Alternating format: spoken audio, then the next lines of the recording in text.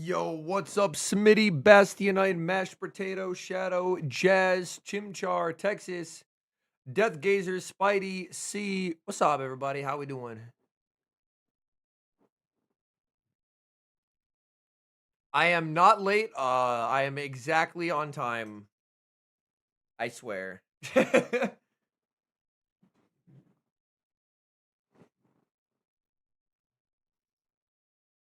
Yo, chat. Happy fucking Friday. Weekend is soon. Let's get it. What's with the trees? I have no idea.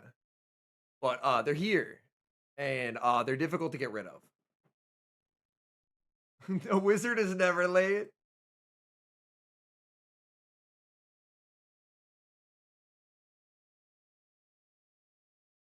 I think we're running the yesterday team. The yesterday team went crazy with it. Tree BL? Yes. This battle screen looks different from what it did yesterday, so I don't know if they fixed it or made it worse. I guess there's exactly one way to find out, and that's by playing the battles. They did not fix it. The trees are still here. Okay. Dog, what the fuck? What do you mean? What the fuck is this, man?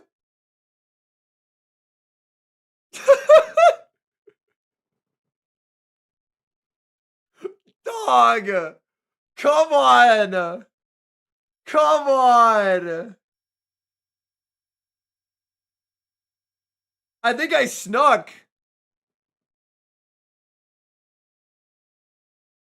Ancient power? The hell? Dog, we are restarting our app after this one. All right, we have an Ancient Power Kirim on our screen. Why is it running Ancient Power? No one knows. Yeah, them sacking that is not great. I'm going to restart my app, bro. What the fuck is... How am I supposed to see what's happening on my screen? Dog. It was not this bad yesterday.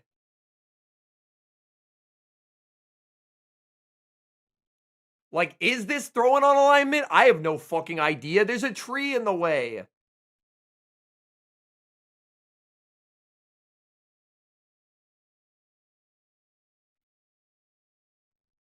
Okay.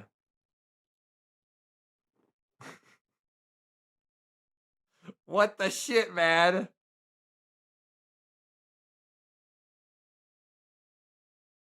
Okay. Okay. There might be a tree in the way, but we're locking in. We're locking in. Hold. I think we save the energy on KW and we actually go for energy advantage on our Xerneas.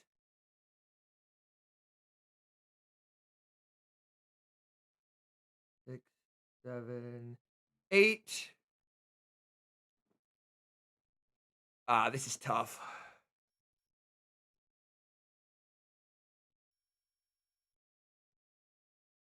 9.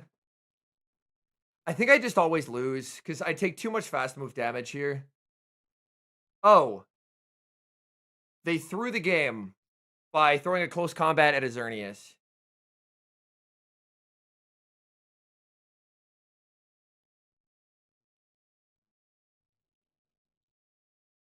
Because now we get a Fusion Flare. Okay. And this knocks out? Wow. We overcame the trees. What is this game, man? What the fuck? Yo, we had Al with the 80 stream streak. Appreciate you, bro. Welcome in. We have Bastionite with a stream streak. 70, let's go. We had Insubin with the Prime for 8 months. I appreciate you, Insubin. Thank you so much for supporting the content. That was dude, I'm restarting my app so fast. Bro, the trees were not directly in front of me yesterday. They were off to the side. Well, that is the easiest YouTube short of my entire career right there. Oh, I forgot to update that from yesterday. All right, we're at 105. Okay. Surely. Okay, the screen looks more normal now. And by that, I mean, like, it didn't look like I was in the sky. Yo, what up, Arrow Bubble? Oh my god, I forgot it's gonna be on stream. Oh my Jesus Christ.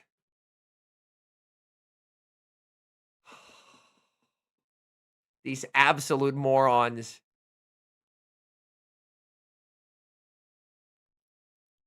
Yo, what up, Iris? Welcome in. Oh, dude.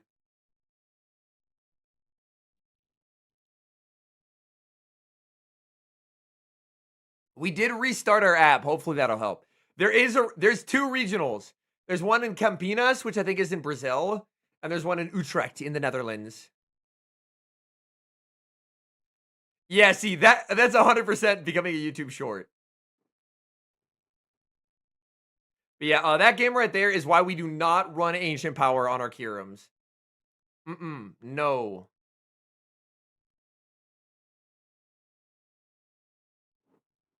I still should have lost, but they threw a very ill-advised close combat.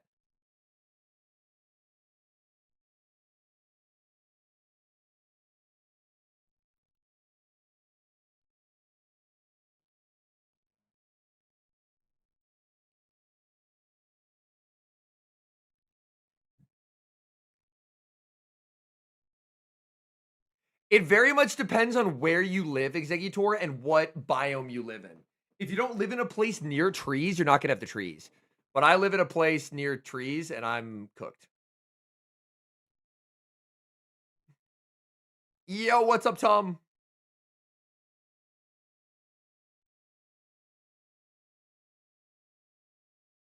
You got the rank one Shadow Breaks in? Yo, let's go.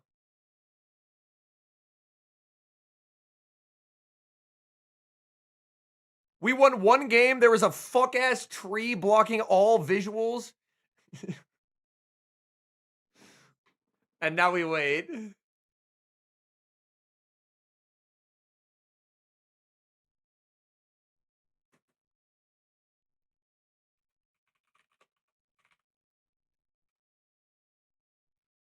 Finally, Niantic does something. Yo, Texas with a gifted sub to Tree. Yo, thank you so much, Texas. Starting a hype train. Yo, I'm so grateful that Tree is now subscribed to my channel. Yo, appreciate you, Texas. Yo, what's up, the boy? The boy, we played one game and there was a big fucking tree, which meant I couldn't see anything.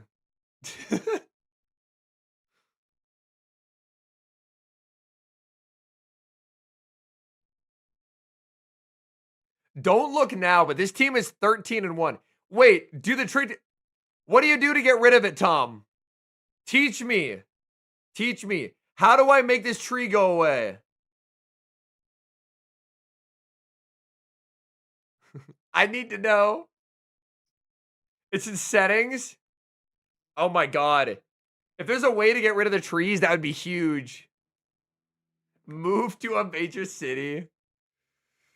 Use cut. Yeah. Enhance graphics or something. Oh shit. Hold on.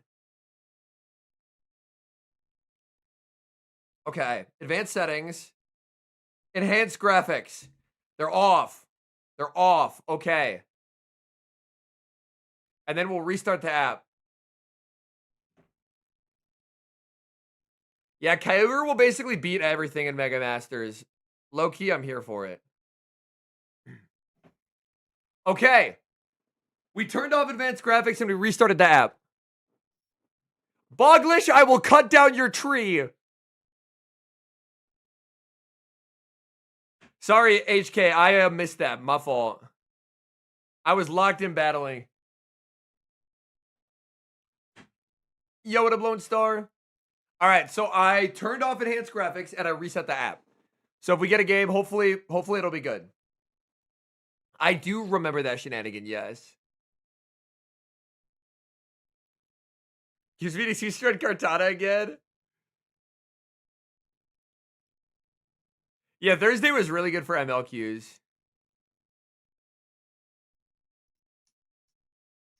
We're sitting 3150. We also have, if the Qs get too atrocious, we have secondary content.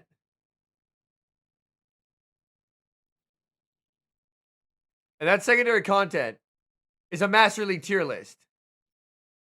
I'm going to have some scorchingly hot takes on this Master League tier list.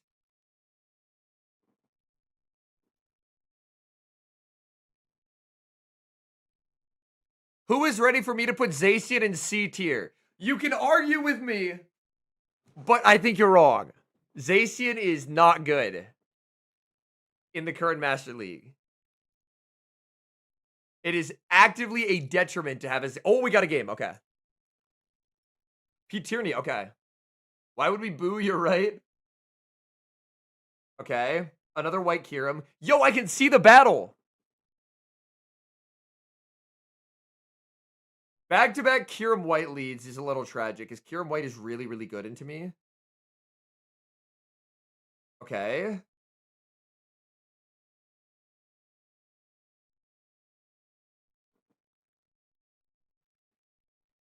Yeah, so thank you to everyone who suggested app reset plus the.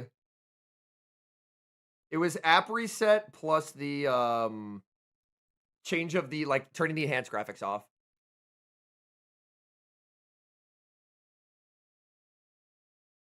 Okay. I'm gonna get greedy and CC here.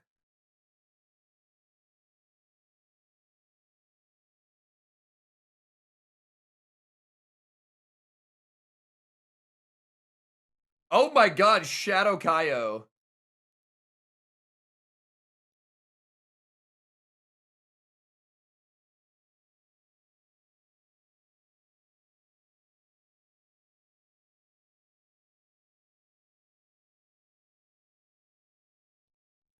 Five. Did they catch?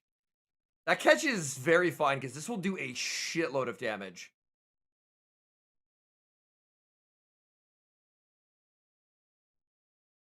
Okay.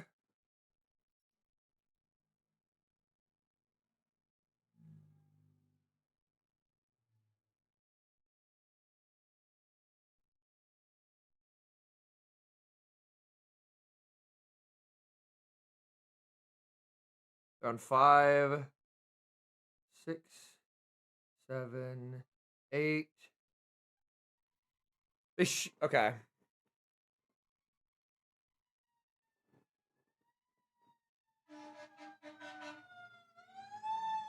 Nine, 10, 11.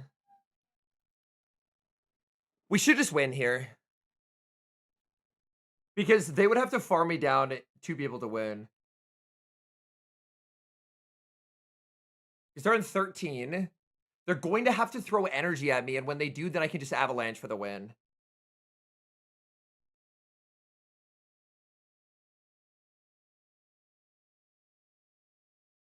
Yeah.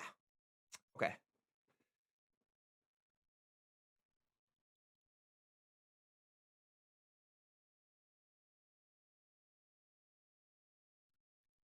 Zacian is the kind of mod that fell off like the Dene purely because the meta shift it forced.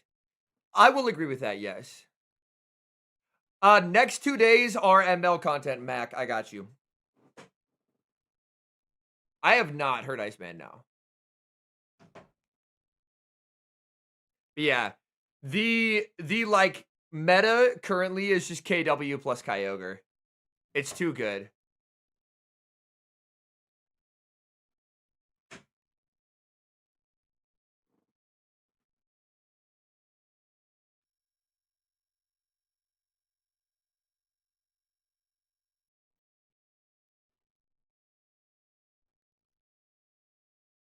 No!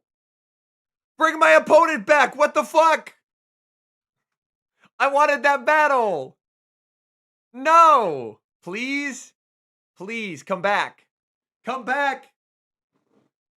I think I'd keep Crown Zacian where it is. I don't think it's particularly strong right now. I'm Weird Al generated. Okay. Okay, hello, Emmy. What does Emmy have for us? I remember we played Emmy yesterday. Ah, a fellow Kyogre enthusiast. Oh, they had Eternatus and Xerneas.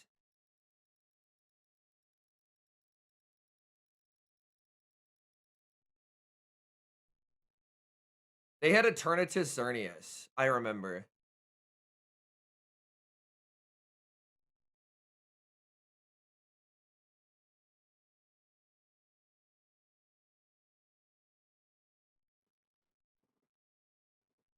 So my Zern is very good here.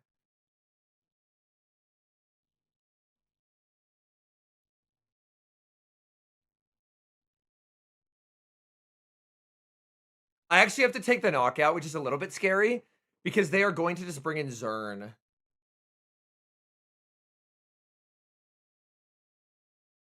Oh, they bring in a turn. Okay. That's pretty okay. Yo, BS Bigelow with the Prime. I appreciate you. 5, 6, 7.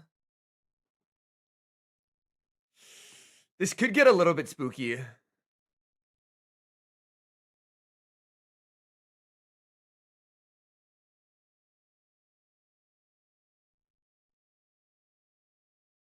Because this does not knock out, so they can always let this go.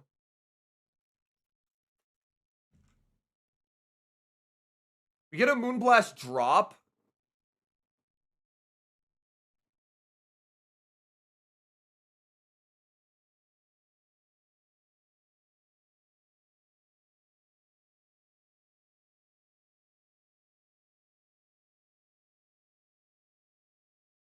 Seven. Okay. Yo, Stubbs with the tier 1. Yo, I appreciate you, Stubbs. With the 4 months. Let's go. Okay, they're on 7. They call it.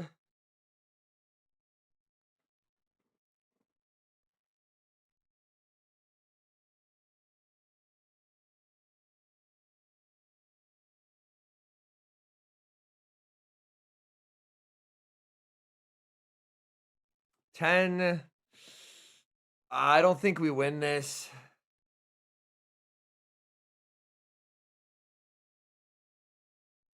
Very nice catch onto the Eternatus there. That turned weight wins them the game. Damn. I.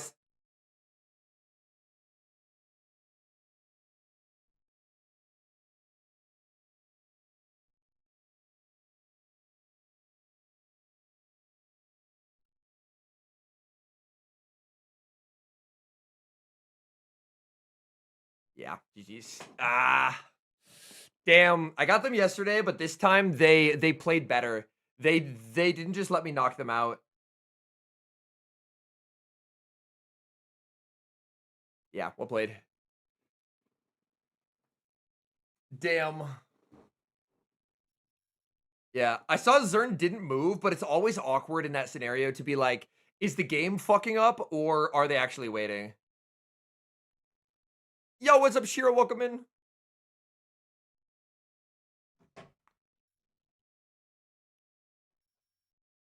Like, in theory, that's a comp that is negative for us because it's a mirror, but Eternatus beats Kiram White.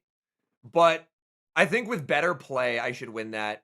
I think now that he knows not to throw the Avalanche right away, I need to Avalanche right away because that would be healthy enough that I would live the Dragon Tails and make an Avalanche. What actually does more there? Onto a Kyogre. I know Waterfall is resisted. Maybe I just have to pivot no matter what into the Xerneas. Waterfall does 7 damage. How much does an Eternatus Dragon Tail do? Eternatus Dragon Tail does 9. Okay. Yo, GG Semi. So I think I would have had to hard pivot the Xerneas.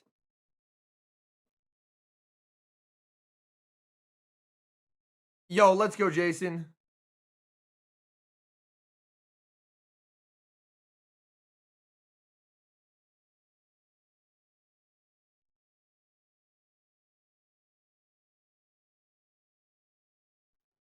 KW beats Dialga, by the way.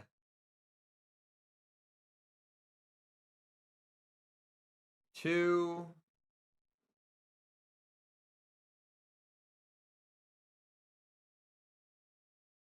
That's a shitload of damage. Mother of God.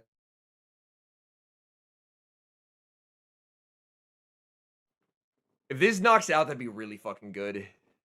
I don't think it does, though. Oh my God, it does.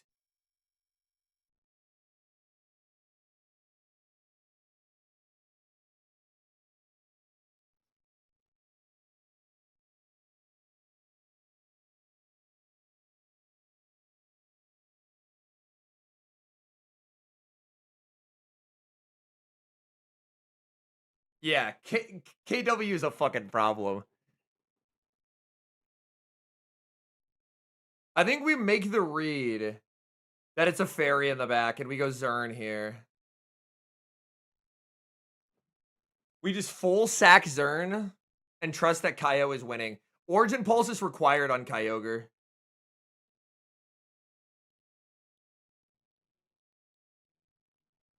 Origin Pulse is what makes Kyogre a neutral demon. Surf, like, I ended up having to Elite TM mine, but it is definitely required.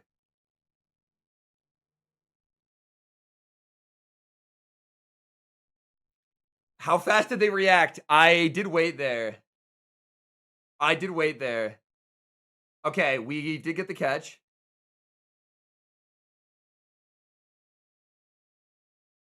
We shield. We have a pretty healthy Kyogre up a shit ton of energy in the zeros.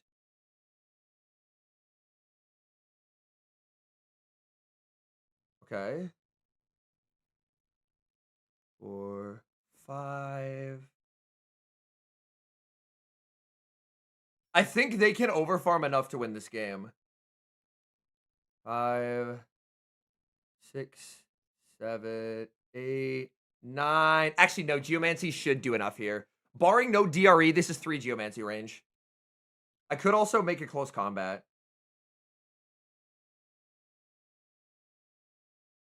Rare moment when close combating a Psychic Ghost type is the correct play. Moments like that are when you really like having Origin Pulse. Origin Pulse is just such a fuck you nuke when shields are down. It offers insane shield pressure. Yo, 20 MCY, are you gonna have a watch party this weekend? Yes. NA friendly time though. Okay. 4-1, we a bit like our opponent played well in the one loss and we trolled a bit, but we know how to play that again. Yeah, not bad.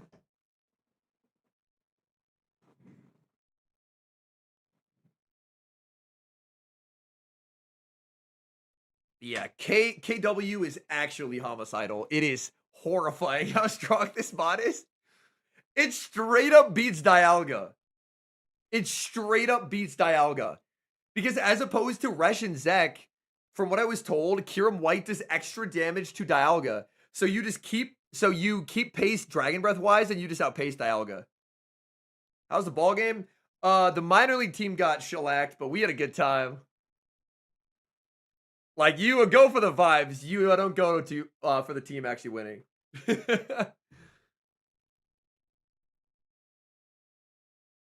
There should be a Lunala behind this, I assume.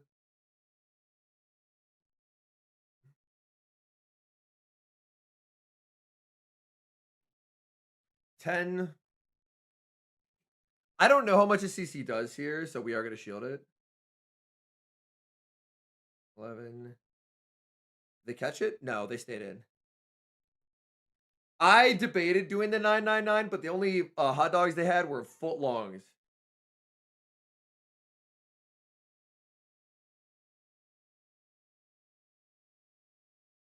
$13.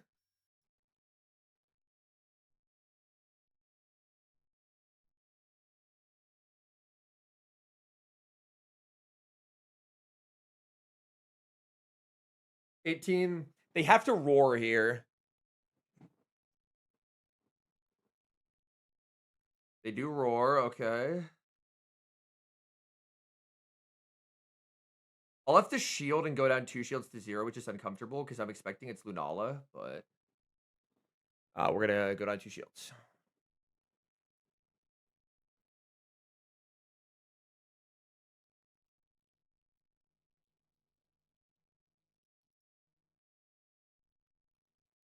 Four.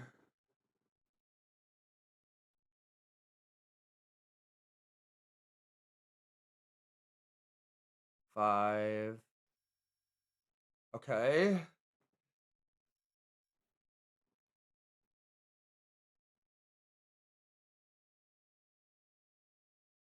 Six, 7, 8, 9, 10. I don't think they cap tied here. 11.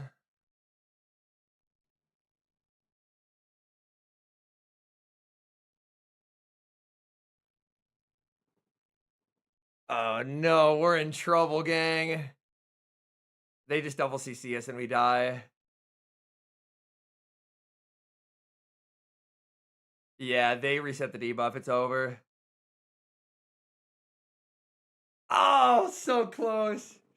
Yo, Elo, welcome in. Damn. How much does that do to Kyogre?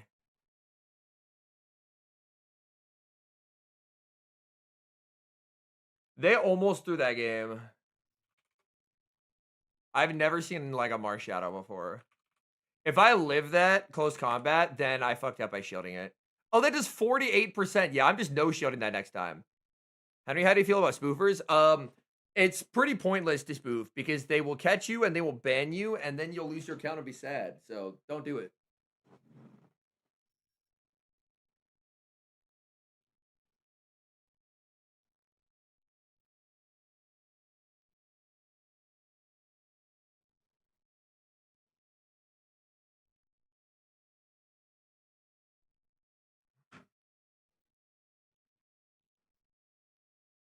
Did you already do the tier list? I have not, no.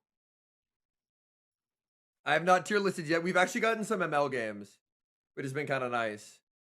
4-1 first set. The KW team can holy stutter. Continues to be an absolute just demon of a team.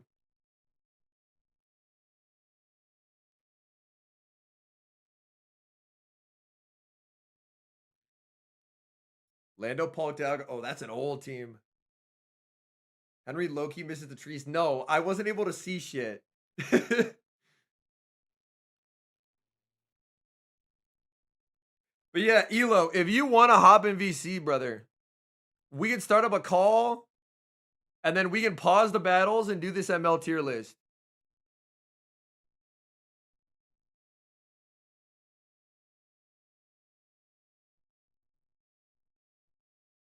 I'll bet. All right. Just yell at me in chat when you're ready. Oh, we played 6 games. We did go 4-1 first set. What I like about this team is even with like bad team compositions, I feel like there's always ways that I could win, which is sick. I never feel like this team has a truly unwinnable game.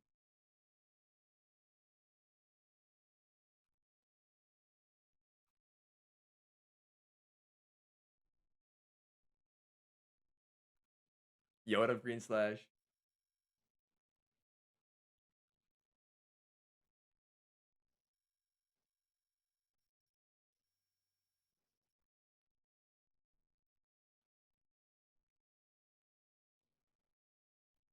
Xerneas or Zacian into Kirim White? Kirim White still has insane pressure there. Zaze can live a flare, but not super well.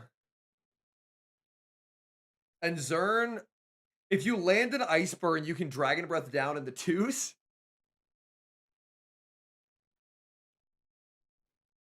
So you're always guaranteeing some kind of advantage.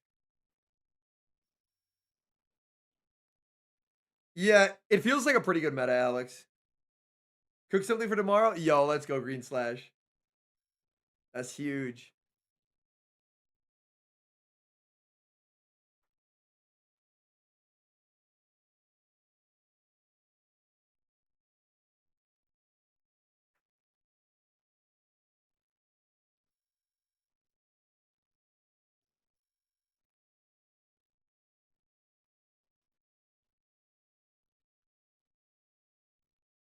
You get an end of season tier list stream? Probably, yeah. That's something that I could add to the list. Yo, where's my whiteboard marker?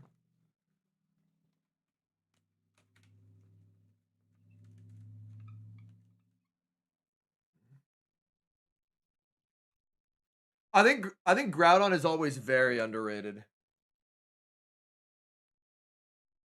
Join a public one? All right, bet.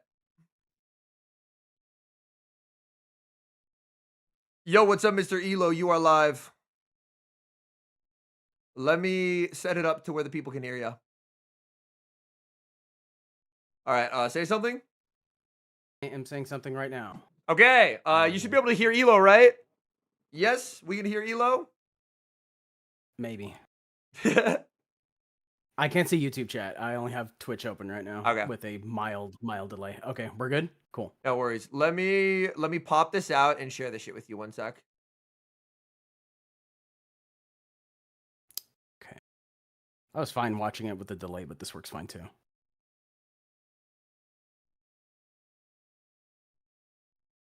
Okay.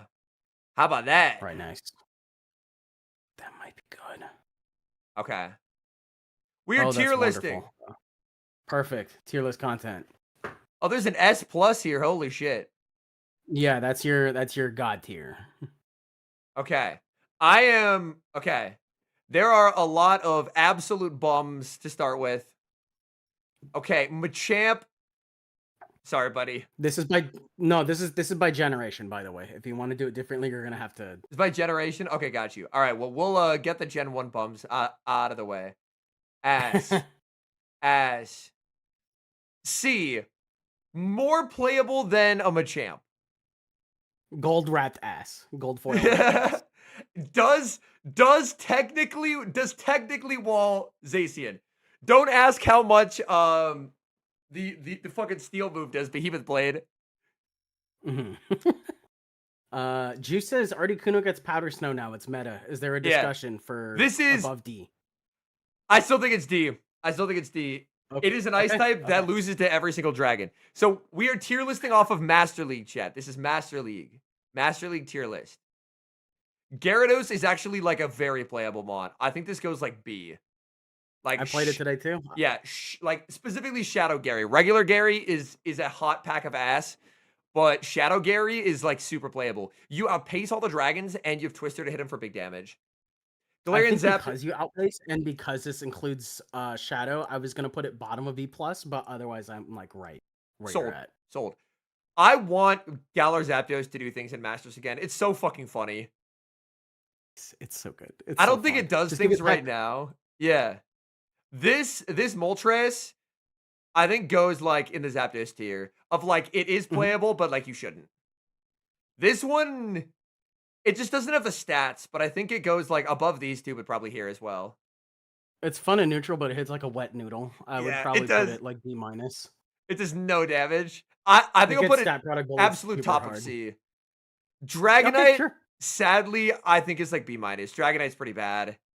It is it struggles immensely in that technically it outpaces the dragons, but you get break pointed to ever loving shit by those dragons. And you can't do anything about it. You can't best buddy. You can't. No, this is open. You're just crying yourself to sleep. You just have to take it. Yep. Mewtwo ass below Dragonite. That thing is horrible. I don't think I could call it worse than the birds below it is usually how I justify hearing things. Is it worse than the things that I'm putting it on top of? Is Dog. A better way to look at it. Talk about a fall from grace. I think it is better than Cantonian Zapdos. So yeah, I think I feel good about that placement there. The fact that our criteria is better than Cantonian Zapdos for Mewtwo is so fucking funny. Maybe Counter gives it some more playability in June. We'll see. Mew goes here. I've seen Mango run it enough to know it does not have play. Scizor is in like D tier. Don't do it. Raikou just doesn't have the stats. I feel like for a lot of these, they just go in that they don't have the stats tier. I'm going to make a mild case for Raikou being B- with Shadow because I do think it is better than the things you're pairing with right now. I will Raikou or Mewtwo. What would I? I think I'd rather run Mewtwo, but that's not saying much. But like the thing is, Chet, I know Mewtwo's getting counter, but counter sucks. Like counter is only for Mewtwo to do things when it's the fighting form Mega. Like counter is It was ass. so late. All right, we'll put Entei down here. T-Tar like that is adjustment, very, too. very playable. T-Tar, I would put like A-.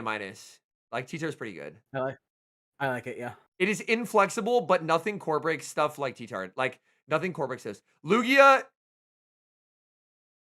B. I feel like I'm being kind. Low No. B. Low B. Yeah. Low B or high B- is good. Ho-Oh. Ass. It's terrible. I know you're the Ho-Oh man. Hard. You're going to have to convince me that Ho-Oh deserves to be higher than B-. It's hard in a Resh Zek meta. We both absolutely know this. There are things that it loves, but its neutral is kind of falling off at this point, especially since Kyurem White can force stuff out thanks to the Dragon Breath pacing. Yeah. Because it doesn't really care that much about damage, it just cares about getting nukes off. And that's how Resh and Zekrom feel now. Resh has the flexibility to run Stone Edge. Zek with just Fusion Bolts alone. Palkia's invited too. And the only really positive matchups you get are Zacian and Xerneas. And Dialga is kind of a hard one now too. Yeah, that's like Dialga's just so fast. I would put Metagross in A. I think Metagross is really fucking good. Yeah. Like Meta is one of the few things that just core breaks like Zern Lunala. Otherwise, it's a very difficult thing to break. This probably goes here. Like it's usable, but like you shouldn't. It's hard. Kyogre, oh baby. Kyogre's up here. It's so good. Groudon, I think I'll put slightly lower, but still really, really fucking good. Like Groudon that one's a little harder to run. It's a mid-risk high reward mon right now. Yeah. Rayquaza below Suicune. Get his ass out of here. So sad. Who invited bro? Yeah, I'm like, now there's a distinct gap between Dragonite and Rayquaza now, because at least Dragonite has moveset flexibility. Yeah. And Rayquaza just gets the same typing, but gets shredded and all its moves are painfully slow. I think Chomp probably goes in like B. Now, above Latios for sure. Below Gyarados. Yeah. Dude, Jiva, welcome in. I just think that Ho-Oh is absolutely atrocious. Like, You didn't even let me... Okay, so here's the thing. Would you sooner run a Ho-Oh than everything else in its row? Yes. You would? Then bump it up. Like, the thing is, I think Ho-Oh is the absolute top of B-. But if it comes down to it, I would genuinely run Garchomp or Latios before I touched Ho-Oh. Your data is only on regular Ho-Oh, right? Not Shadow? I have not run Shadow, no. But my argument for it is Chomp and Lati, at bare minimum, are dragons that have coverage into fairies. They have pacing and they have coverage. Ho-Oh is like the most RPS shit ever. Yeah, coming from somebody that knows that Brave Bird doesn't really do anything into neutral swaps now, like Reshiram and Lunala, it just doesn't hurt that hard. I could be convinced by Shadow. I just don't have one. I have one, and that's why I'm pushing for B, but we'll see how bloated these bottom tiers get. They're gonna get real bloated. Like Hippowdon, get out of here. Rye is probably like I think it's more. I think I would run a Rhyperior before I ran. Like I'm initially thinking B, but I'm open to suggestion because like the pacing is atrocious, but enough teams disrespect it that it would probably have some play. The meta has warped in a way that people do not play for it. Yeah. And it's really easy to just have one in the back. I've gotten rolled so many times just by not respecting it. Yeah. Like I think there's more of an argument to be made. Like Marto, I think hit legend with Master of the Excadrill for a similar reason because ground is just kind of undervalued. Yes. So I would say somewhere in B feels good. Okay. Definitely not B plus. The Kissmeister. Falling from grace up here, I think. There's no value in Peck. And Charm being weaker with Aura Sphere. it suffers from the same problem with Galarian Moltres, where you can even get it in on a technically good matchup, and or even a neutral one, and it doesn't have the stat product to back it up. Dragon Breath being faster means that dragons will get to their coverage move for Togekiss faster than Togekiss will get meaningful damage on the board. It's Yeah. a similar reason that Giratina fell off. So I think because Togekiss does not have that job that it used to, and it says, all right, you're going to try to do something else, it doesn't do that something else that well up here because there's just way much more bulk to compensate for the flexibility. How do we feel about Moltres here? New sentence. Togekiss above Mewtwo. Togekiss above Mewtwo, we think. Okay. So we think it is more like, I'm just trying to think about, like, if I played Togekiss into Reshiram, which on paper should be good, and I assume Togekiss is, like, losing that down a shield. I think you might actually have to adjust your Togekiss's moves for the rest of the team that you have behind it, because if you're running a Togekiss in the first place, you might be in a duress state for picking the rest of your team. So I would be open to not running standard moves like Ancient Power if you're weak to Reshiram, just flat out Gleam if you need the fairy coverage, and like Smidgens is suggesting, there's Masterly Kiss, a good replacement for Xerneas. It's not a good one, it's a viable, they both share the fairy typing, but you're gonna get bullied by Zekrom really hard. Yeah. Even a Resh wouldn't be fun. Like, part of what makes Xerneas very strong is it has good stats, but its legacy fast move Geomancy is Snarl plus 3 damage. It is an incredibly busted fast move, and that's part of what makes it so incredibly strong neutrally. Whereas Togekiss just doesn't have that. And like, there aren't really advantages to running Peck, and Charm is like not great. Like, Charm is That's why you don't see Charm in Master League anymore. Yeah. Mamo. Poor Mamo. Yeah, he had a ripple in activity a few years back, but Yeah. I think especially because Mudslap fell off and then Zacian came around too. Like, Mudslap came and went at a weird time. You could probably make the same argument for Shadow Mudslapper that you could for Excadrill and Rhyperior, in that 20% extra damage on the right matchup can go that well. But that's kind of more of an RPS usefulness. Yeah. I wouldn't be surprised if it ended up somewhere around or even below Rhyperior, because it just doesn't have the same bulk that Rhyperior does. I'm feeling maybe C here. Like, I think I agree that anything you would do for Shadow Mudslap, you would just run Drill or Rye, just because it feels like the Ice subtyping is more of a hindrance right now than a help. Having an Ice subtyping is usually never a good thing. It's the worst typing defensively in the game. Yeah. So having that attached to the already not great defenses that Mamo has, at least it has an ability in the main series game that helps it with, what is it, Fire and Ice, which is nice. Yeah. But there's not really a lot of fire. It's Thick Fat, right? I think. Yeah, Thick Fat, but it doesn't even get anything remotely similar to that, other than well, it kind of got. I mean, it got like a Calm Day and stuff like that. It's still just not enough to keep up with, unfortunately. Yeah. So C is fine. Okay, regular Dialga. I think Go ahead. I think I'm gonna get yelled at for how high I put this. Go for it. I think if you try to put it below A, you might get eyebrows. Yeah.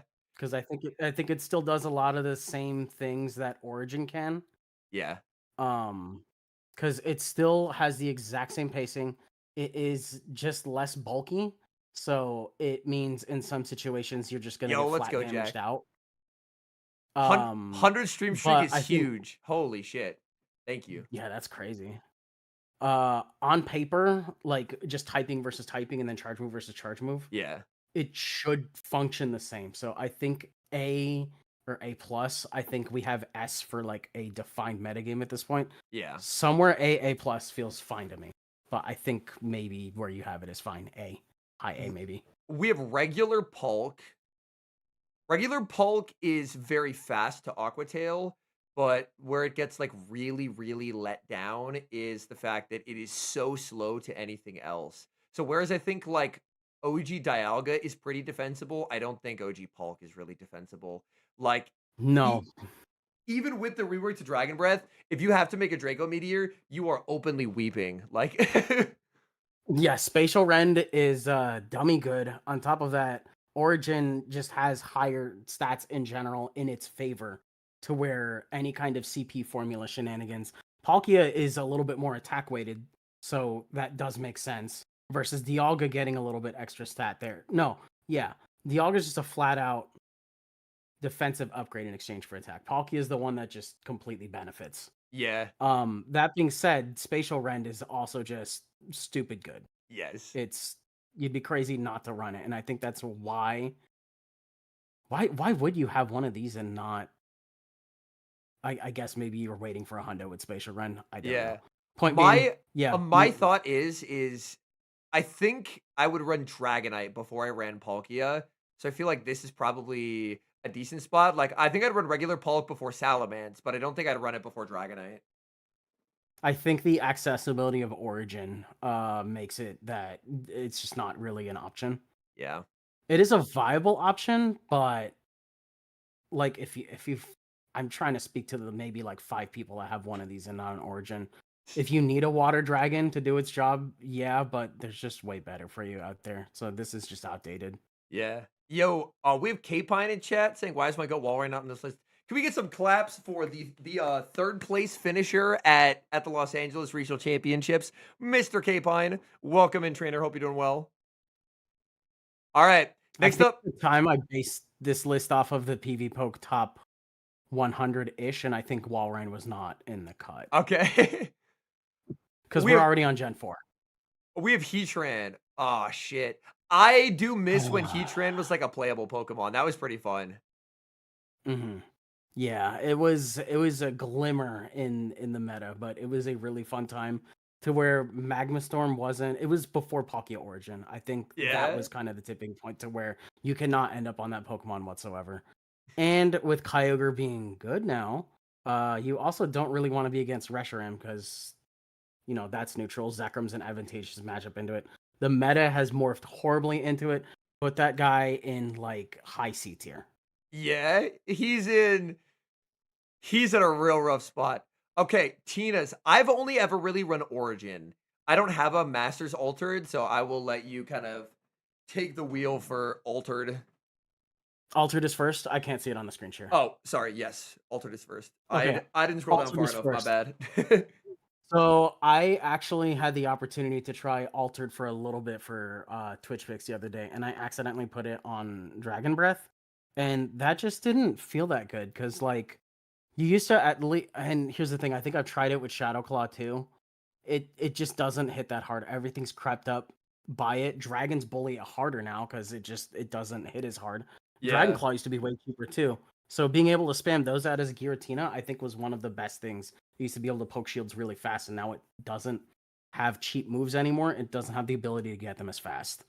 So it suffers from pacing. It suffers from that typing already not being great in the current meta at the moment, just being purely weak to fairies and not having any valuable resistances. Like what, poison and fighting, those are not really seen that much at the moment. Yeah. I still think I would use it over a Palkia though. Okay.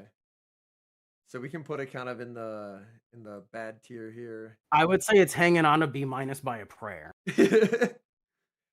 Origin, I think, is slightly more defensible, but still pretty bad because, like, just run Lunala.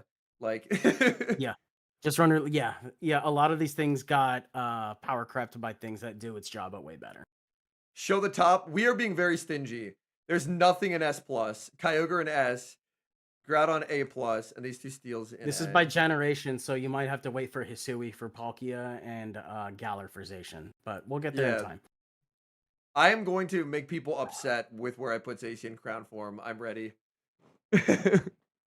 Yeah. Okay. Giratina, I think, like here-ish? Maybe like here. I think I use it before a Lugia and a Dragonite. Yeah. And would I use it before a Garchomp? I think I would use it before. I think I used Garchomp before it, but I would use it before Latios.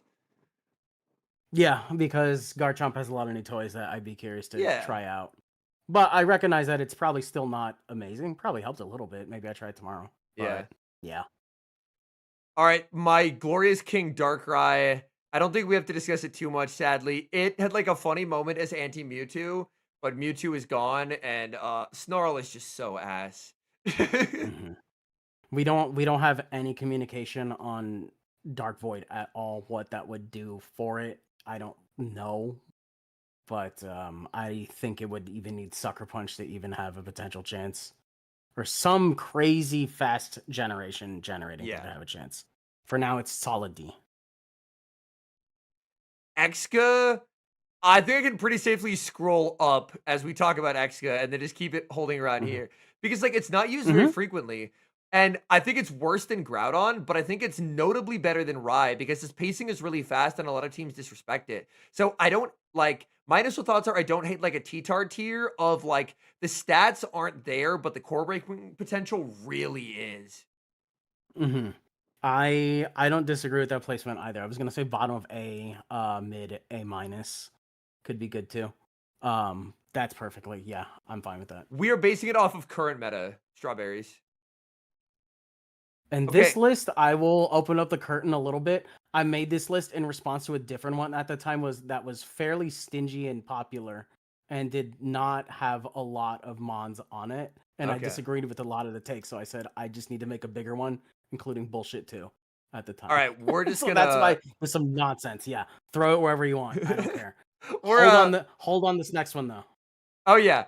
I won't just chuck Hydreigon there, but I had to sneak these 4 into D real quick.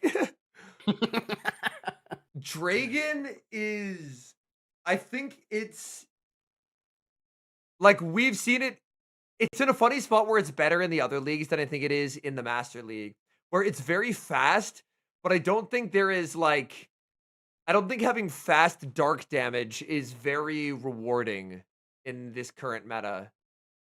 It doesn't hit hard enough in neutral scenarios. It kind of suffers the same Yeah. thing that again Galarian Moltres does as well, which is why I think a Shadow Hydreigon exclusively could to really do some damage, and I think that would be the one worth talking about.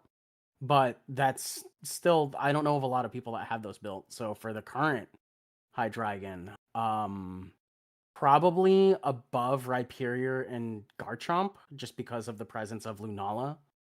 Yeah, like And also Resh and Zek need to build up a little bit higher to threaten it. yeah. So I and I Kyogre's around. yeah, I feel like this works because it feels like slightly inferior to Rattata. Yeah, I don't hate it for that reason. Yeah. This guy, Put that I to don't the have this guy dumpster. built. This is all you. I have this guy. He's slow. He's glassy. I wish Fire Dance was a thing, and maybe if it got Ember, then the typing could be argued in that it double resists Zacian and it resists double resists Xerneas too. So Firebug could be funny, but this is not your Firebug.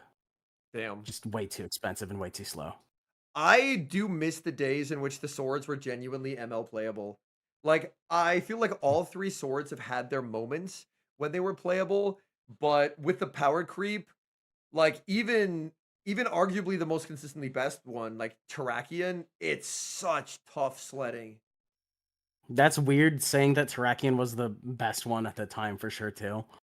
Because now I don't even think about any of them. I think fondly of Virizion in a Lando heavy meta, and Yeah, then Terrakion in a Ho-Oh heavy meta. And then Cobalion just when dragons were kind of around too. But all of them, of the ones that I expected to do that job, would probably go Terrakion, then Virizion, then Cobalion. Because that Iron Head really does not hit hard. It is circumstantially the weakest of the. yeah. Koba had like a moment in the Kirim Dialga heavy meta. Tarak was also like Kirim meta, and then Veriz was that like Lando Kyogre Dialga meta. So like they all kind of Mhm, had their moments in the sun, but fuck, it is like I think it's pretty indefensible to bring any of them right now, and that saddens me. Like Terrakion is mhm. arguably the best. Would I put Terrakion on a team before I put like a Raikou? I think I would run Raikou over Terrakion, and that just saddens me. But like it Mhm. just gets so bullied by everything. They really do right now. They don't hit as hard as they used to. And I would say if their shadows are in the pipeline to come out, which the way that the patterns are working out, hey, maybe they will. Then maybe Yeah. Shadow Terrakion or Shadow Virizion become kind of relevant because their pacing can't be argued is crazy fast. 9-turn Shadow Leaf Blade in whatever meta could justify that. I wouldn't hate that. But for now, they suck. All right, we have some genies to look at. We have Tornadus and Thundurus. Oh no. There was like a moment for Thundurus. There has never been a moment for Tornadus. There was like a moment for Thundurus, but it's like yeah, okay. So Tornadus doesn't really have anything outside of Astonish, I think, as a meritable fast move. I think it got Bleak Wind. No, that's the Therian. The Therian got Bleak Windstorm. Flying is not that valuable of a typing right now. yeah. And I think even the base Tornadus also only wants to run Astonish, and it has worse moves. So Therian is barely better by base one, but they're both D tier. They're both very bad. Yeah, they're just not doing a whole lot here. Thundurus, like, historically was a bit playable, but even with Wild Bolt Storm, I struggle to see where, like, even against other bad electrics, like a Zapdos or a Raikou, I don't know if I would be reaching for Thundurus over those. Yeah, because there's not really much of a need for a flying typing with, as mentioned earlier, ground types being missing. Yeah. Which is what makes Rhyperior and Groudon a little bit better on merit, and that people build without them. Yeah. And they build more to cover against flyers now for the most part. And Thundurus doesn't really appreciate that. In case you're like, oh wow, well you technically resist Zacian. Xerneas is kind of whatever. There's still so many other dragons out there, and even that form in the main series game just did not have bulk. The thing it had is speed, and that never translates well. And for both of these, they're the fastest of them, so they're the worst. I think maybe bottom of C. Like I feel like electric is more useful than being a fighter, but like not by much, right? So I think you put Therian in bottom of C, and you put the regular one in D for not having a debuffing move. Yeah, that works. All right. I don't know if we have to say anything other than Himmy Turner, Himothy, the best to ever do it, the GOAT, middle one of initial one. S. Yeah. This is an S or an S plus mon for sure. The LeBron of Master League. Ooh, that's a good take. That's a good take. I love that one. Zek is very good. I think I would put it, and this could be a bit of an area of contention. I think it is slightly less defensible. Like, it's still obnoxiously good, but I think Resh is a tier above because I think faster fire damage tends to be more valuable than faster electric damage. Here's another thing too. Lunala and Xerneas matchups, which those mons are at an all-time high, are better because you can take Moonblast to the face if you make a call wrong. Yeah. And otherwise, they share identical stats versus Shadow Ball in close combat in terms of how well you take them. But that defensive typing is actually really good. You're even neutral into Kyogre. You're not seeing a lot of rock or ground moves at the moment. And fellow dragons, just throw your best buddy on it and go to town. That helps a lot versus Palkia too. That's actually one of my most useful best buddies. Anytime I ran Reshiram, it stayed on. That helps so much in that matchup. That is high S or S plus for sure. Yeah, though they kind of run shit right now. All right, Zek is a click below for sure though. Yeah, we have the Landos. I think people had high hopes for this Lando with Sansir going back to 5. I think it somehow, despite being a ground, I think it really underwhelmed. Just because there are some scenarios where it was genuinely like your Sansir was slower, but an ability to Sansir and farm something down was really nice, and this Lando cannot. So you can't do that anymore in combination with the Dragon Breaths being faster too. Yeah. So that gap, and also for margin of error for swapping, as opposed to even just starting out in those scenarios, that gap for success tightens significantly, and that also bottlenecks, I think, the placement you can put it in, because I actually think I would use it about as often as a Rhyperior. I was actually going to say I was going to say, I think Shadow Ride might be slightly more defensible. I think we put it like here-ish. Yeah, But grounds are yeah. in a cluster for a reason. And this, I think, is just that, but definitely worse. So I think we can I chuck think it for that like here's a yeah, Mamo. I think I use it. I think I use a Cantonian Zapdos before it, but I still use it before Ethereum and Thundurus. Okay, that's fair.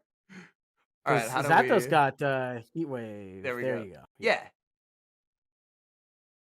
the Kings. Okay, Oh, I just used one KB. of these guys today. Give me your take Ooh. first, though. Okay, so KB, I think has a unique role in that it is a dragon that has insane fast attack pressure into Lunala. I think Dragon Tail largely, I think that's not as good because if you're running Dragon Tail, then just run KW. So like it does something no other dragon can do, and it's very fast, but losing the head to head against other dragons because your fast move is only neutral is a bit unfortunate. But I do think it's very like maybe like a T-Tar tier or maybe even into A because like I think it has a tremendous amount going for it, but I would love to hear your take on it as well. I think for similar reasons, I think Shadow Claw's better right now. Shadow Claw is in a very good spot because there's not a lot of Yveltal or normal types in general to resist it. And on top of that, it's just a good anti-meta pick in general. That bulk is not to be denied, even though the typing kind of sucks. I don't hate that placement. I don't know how I feel about it being above or below Excadrill, but I think that's pretty close enough. Yeah. T-Tar is better. T-Tar is better. Yeah. Put it Like put it below X. okay. Base Kirim. Base Kirim Oh, I man. think is like base Kirim I don't think is ever ass because like 10 turn Glaciate is insane, but also like there's so many other dragons that I would run ahead of it. Like when it comes to dragons, I would run Kirim before I ran Dragonite or Giratina Altered. When it comes to like Lottie, Origin, and Garchomp, I think there might be more of a debate there. Yeah, because I was gonna say putting it. Oh man. Yeah, this one's I was almost this gonna one's kind put of yeah, I tough. was almost gonna put it yeah. My initial instinct was right after Hydreigon. Because Ice is a good offensive typing, and it's fast to get to him too. It's really, But really fast. but that typing without the extra bulk for neutral matchups is really hard. Yeah. And Dragon Claw being nerfed. I don't think below Latios though. I think maybe above Gira. I feel like that works, yeah. I don't hate that. Like it is never going to be played, but I think it is more defensible than a lot of mons. 10 turn ice debuff in a dragon heavy meta, I think just carries a lot of what Yeah. that mon does. It is very frequently insanely good in like a lot of the Battle Frontier limited metas just because it's so fast. Mm-hmm. All right. Ooh. I'm gonna have to say it again. The GOAT, the best to ever do it, my glorious king, a handsome son of a bitch, Kirim White. I'm declaring an S plus on this one from you. I would be I I would I think probably it goes yeah. here. I think it goes here. That Mon is like one of the only things that actually keeps Zacian's bum ass employed. Zacian is I need to so tell you okay. Go oh, go ahead. go ahead. I have a minor story about running Dragon Pulse with this one Okay. too. Because there was a period where I ran Dragon Pulse and there was Kyogre's, Palkia's, Zekrum's not respecting me because I was not at an Iceburn and they did not feel like they had to. 'Cause we were And throwing it on was like a solid 14. week of trying that. So I have extra data in running it like a second Reshiram. It's not Okay. the worst at that either. So I can speak to its flexibility in that capacity. If you need it to run like a Reshiram, like you need an extra one, it's not bad there. So I'm only bolstering the case. I'm agreeing with you there. Yeah. Dragon Pulse also I imagine was nice tech back when Palk was more common too. Like that way Yes. Palk isn't like ever so slightly outpacing. Okay, we have Keldeo. Is it a hot take to say that Keldeo improved with low kick in terms of its neutral play, and it is now worse because it is less flexible? Hold on. It is worse because it is less flexible. Oh, because it lost poison jab? Yeah, in a weird way, like Keldeo definitely got better because like its neutrals are stronger, but I think the unique ability for it to be like a Mon that could beat Xerneas while also having super effective damage into the many things that are weak to fighting, I think was like a unique niche. It still helps versus Zacian plus X teams because Yeah. you will still be able to dictate what you want to do. If you need a moment to throw, like off of a Zacian swap into something else, no one would argue the viability of just throwing a Secret Sword and then figuring out what you want to do next because that move chunks. It's the best fighting move available. And notice how, I mean, we haven't gotten there generation wise, but we have not even mentioned Urshifu, Yeah. another identical Mon in typing that was seen a lot more before this stuff. And because of how bad Counter got in combination with Keldeo getting these upgrades, I think there's a strong argument for Keldeo in probably bottom of A plus or high A. Oh wow. I have not run them on. I've only played against it. But I will I say play every a 10 attack Keldeo. You Oh can wow. imagine what would happen when I silver cap it and I get to 15 and how many more matchups I win because of that. I'm basing it off of a 10 attack Keldeo. That A minus is a minimum. I will trust you guys and we can put it in A.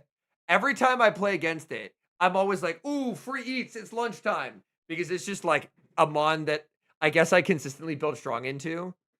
But Yeah. Coconut is like arguing for higher than Groudon. But like, I think we will split the difference because I'm a Keldeo hater and we'll go A. Okay, yeah, because I'm a Keldeo supporter in this house. I would go higher A. But in the middle is fine. In the middle is fine. I will meet you in the middle on A. All right. I think we'll put it above that Dialga. Okay, Mellow. Okay, I played this to Legend this season, so let me take the reins on this one. Yep, Mellow, fat as sin, a lot of moveset flexibility as well. Always going to be running Psyshock, but there's quick attack versus confusion, most default to confusion. There's a ton of coverage moves, so it does have a lot of things going for it. Yeah. So you're always gonna run Psyshock because it's always 3 confusions to Psyshock. That math is beautiful. Then your second move is gonna either be Thunderbolt, Dazzling Gleam, or Hyper Beam. I think are your other options. And I ran T-Bolt and Hyper Beam this season. Hyper Beam worked in lower elos where if I won neutral with Meloetta, if I was not on a Zacian or if I was against a Lunala player that didn't know what they were doing at the time, or not on a T-Tar, or basically something that Confusion was resisted. If Confusion was neutral, I knew a way to play out of it. So this thing is a neutral god. That being said, the meta is very hostile to it at the moment, and I think I would use it personally before Excadrill, but not before a T-Tar. Okay, I feel like that seems fair. We have some people in chat saying we were too kind to Groudon. I will say Groudon, from when I've played it and when I've played against it, inspires fear in a way that I think basically nothing below it does. Groudon's ability, because flyers are kind of like useless right now. Like there aren't really flyers. And so Groudon is always going to have value for its energy. And I think it is up there for very good reason because it is one of the most neutral things you can run. Because, like, I mean, where's the first flyer on this list? We are going to Gyarados, which is almost never played.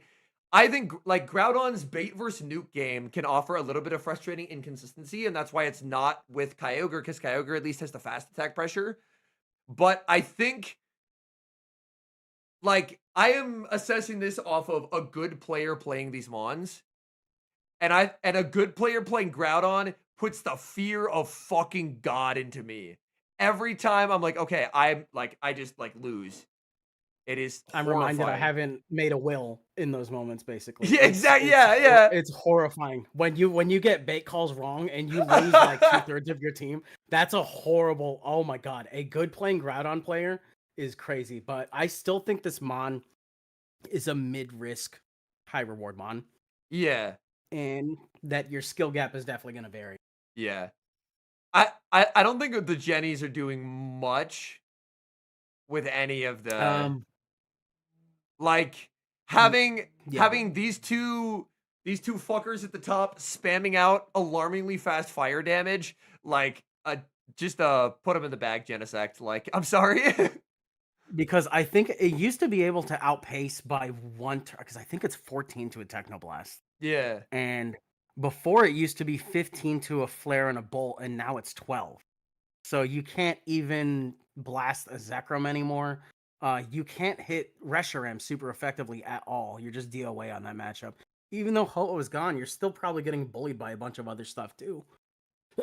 Excuse me. I think scroll up a little bit so I can see B. Oh yeah, go for it. I think I'm hitting somewhere in B minus for all four if we really want to. Like, I feel I might lean C just because I don't think they're like but like I think would I run a Dragonite before I ran a Genesect? Yes. Would I run a Giratina before I ran a Genesect or a Togekiss? I think B minus might fit. How is Landorus only B? Low key, we may have been too kind to Landorus, but we put it in a glut of like mediocre ground types. I wouldn't hate it if you put it in C tier, like you wanted to use C for like higher class trash. I think Genesect could go on top of the pile. I think if you want to respect it a little, bottom of B minus feels fine. Yeah. But I think I agree with Coconut that I'd run Genesect before I ran Kiss. So I think we'll put it like here. You're gonna treat all the drives the same. Yeah. I'm a colorblind, so I can't tell the fucking difference. All right. Florges. What does he like? Florges is a very weird mon that is substantially better in Mega Masters than in regular Masters. Regular Masters. If they don't have Zacian, you win. That's it in regular Master. If there's no Zacian, you're basically fine. Or Ho-Oh. But even Ho-Oh kind of struggles now with Chilling Water. Yeah. It's a frustrating mon to run into because I always find it in situations where I don't expect to need to prepare for it. I quite literally have never run into one this season, so I will lean more heavily on you in chat for this one. The funny part is it gives me the same Rhyperior vibes where in a vacuum against the entire list, it probably has trouble, but if you're building something that isn't like super hard meta and you're not prepared for it, it could roll you. Yeah. So somewhere in B, leaning on B minus because of Zacian. Okay. Yeah. I think you would have more reason to run it over Latios. Okay. Yeah. I feel like this just be like it's kind of a break glass in case of emergency, but like 99 times out of 100, you're just running Xerneas anyway. All right, Sylveon. I remember in my grassroots. Sorry to go back to Florges for a moment. I'm just remembering my grassroots days when I played when Florges was 0 points, and this like for team building. This was back on Sil Factions, and it was the steal of the century for any Master League specialists that were playing at that point. That was such a crazy thing, and I imagine in factions where Zacian usage is a lot more regulated, like that mon can probably come in clutch. It probably is valued significantly higher now with Chilling Water and just all of the adjustments in general. So, but if we're talking about it strictly in just open GBL with the rest of the meta, again, if you can avoid Zacian, it's way more favorable. But you could say the same thing about Rhyperior with Kyogre and Palkia as well now. Yeah. So B I think is fine. Olivero, I will PayPal you $5 United States to put Florges as a 0 point again. Do it. All right, Sylveon, what is he doing? Get him off the grill. Charm his ass. Sylveon's stats are bad. Like, this is for when you missed out on Gardevoir and Togekiss Day, and you really don't have money for a Xerneas, and you probably should not be playing GBL that week if you're thinking about queuing up with that. I think Gardevoir at least gets triple axle. Yeah, I think we were too harsh on Guard, so I'll move Guard up to C, but the Sylva's firm D. Yeah, Shadow Gardevoir is also an option too. Like, I know even though Shadow Charms don't hit as well as they used to, and that was kind of its value, which is why Togekiss is not as high as it needs to be because Peck didn't do anything for it. But I think Shadow Gardevoir, I would actually probably use that over a Mew because I got a good one recently. You know what? That's fair. Yeah, we'll check him up here. So Coconut is arguing for Ray to be in C. I hear what you're saying, and I like Ray, but having played Ray, every time you play it, you crave the sweet release of death. You're like, wow, every day I get closer and closer to the end because it is horrendous. It beats nothing. A stiff breeze murders that Pokemon, and your pacing is so ass. Like, I want to put it higher. It's bad, but it's better than what I it's think sharing we a tier with. Is it? Is it? I would be busting out a Master Mr. League Henry, Galar I think I'd Zapdos. use it before a Darkrai. I think I'd use it before a Darkrai. I w- High key, I would bust out the Master League Galarian Zapdos before I busted out a Rayquaza. And that's crazy. That's You know, crazy. I would agree there too. I will move it up in D. But I am running as Galar Zapdos over Rayquaza. Someone says I'd rather use Mence than Ray. For Brutal Swing alone, I would agree. Yeah. Especially you have Luffy Shadow says as you an haven't played option. ML Drotagon. I have not, no. I remember watching your videos and watching Hyper Beam do like 40% to Mons and being sad. Poor Drotagon, man. It deserves better than its fate. Funny. That's funny. Oh no. That's really funny. All Oh, right, Goodra. Goodra. It's Oh, kind of this is fat, but crazy. it never really does any damage. I think when it's fighting stuff in its skill class, like in Premier, it's a Yeah. really damn good mon in just Premier. But in Open, I don't think that coverage really does it any favors That's because you so might be ass. getting like tiny, super effective hits off every now and then for variety. I don't think D. I don't think D, but I don't think. I feel like C is probably somewhere fine. Would I use It just Goodra or doesn't. Cobalion for that? Low key, I might use Cobalion first. Like, I think. oh man. Sure. Sure. I like the novelty of Sludge Wave and Power Whip, but Yeah, they don't really like give you. at the very least, you can have your opponent guessing. With Ray, you know Mm. what it has and you know its ass. Sure, yeah. I I I feel do yeah. greatly miss when both Avalugs were like really good mons. That was a pretty cool time. Yeah, right before Crownzation, honestly, when we had consistent steel damage in this league that was even resisted still to be respected, and that means Yeah. any defensive ice type is just in shambles. I will put them next to each other. But yeah, I greatly miss the snowplow and the ice table. I think Hisuian Ice Table was slightly better at the time than regular Ice Table, and as for now, they're both just unusable just because of Zacian alone. Yeah. Are we thinking like C unusable or like D fuck your feelings unusable? It's tough. I I think it's literally because of how common Zacian is. It is kind of a fuck your feelings, mon. All right. I Well, in my heart, I think it deserves C, but I think realistically and on paper, it's probably D. I'll chuck this one at the bottom because I miss it. Come back, my That no, beloved no, snowplow. that's fine. That's fine. Just don't let DVC. We'll be okay. All right, Xerneas. This is S mon for sure. Yeah, Pretty. Xerneas is fucking I insane. yeah, I did not realize how much Geomancy was going to change everything about it. I might even consider bottom of S plus. Like Zern is kind of the only thing that can like effectively like it is right around bottom of S plus top of S. Like I think I the two white dragons are above it, but I do think it is firmly above Kaio and Zach. So like top. If we need to come back to either one of these getting too bloated, we can put that one on the table for Okay. changing first. I like that.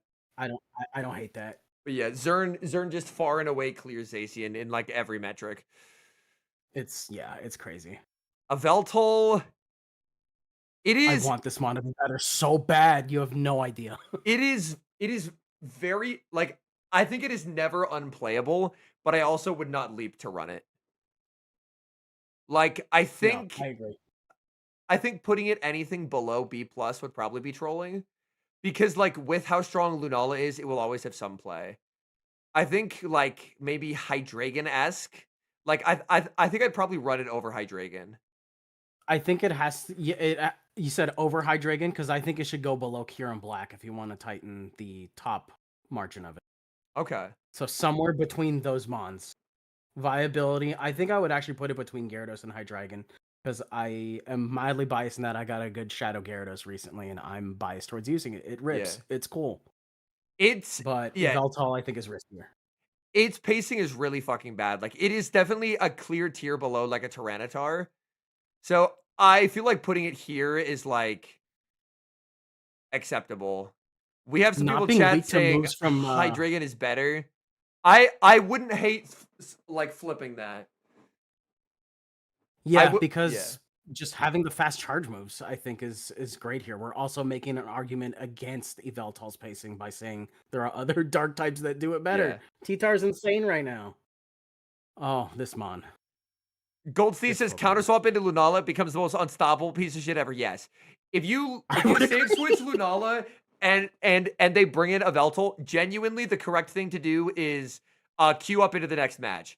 Because they will exit with a billion moves. They will boost themselves. They will shield the moon. I mean, they don't have to shield the Moonblast, but they will because why the fuck would you not when you could just have a full HP Mon that is going to be a +2 defense?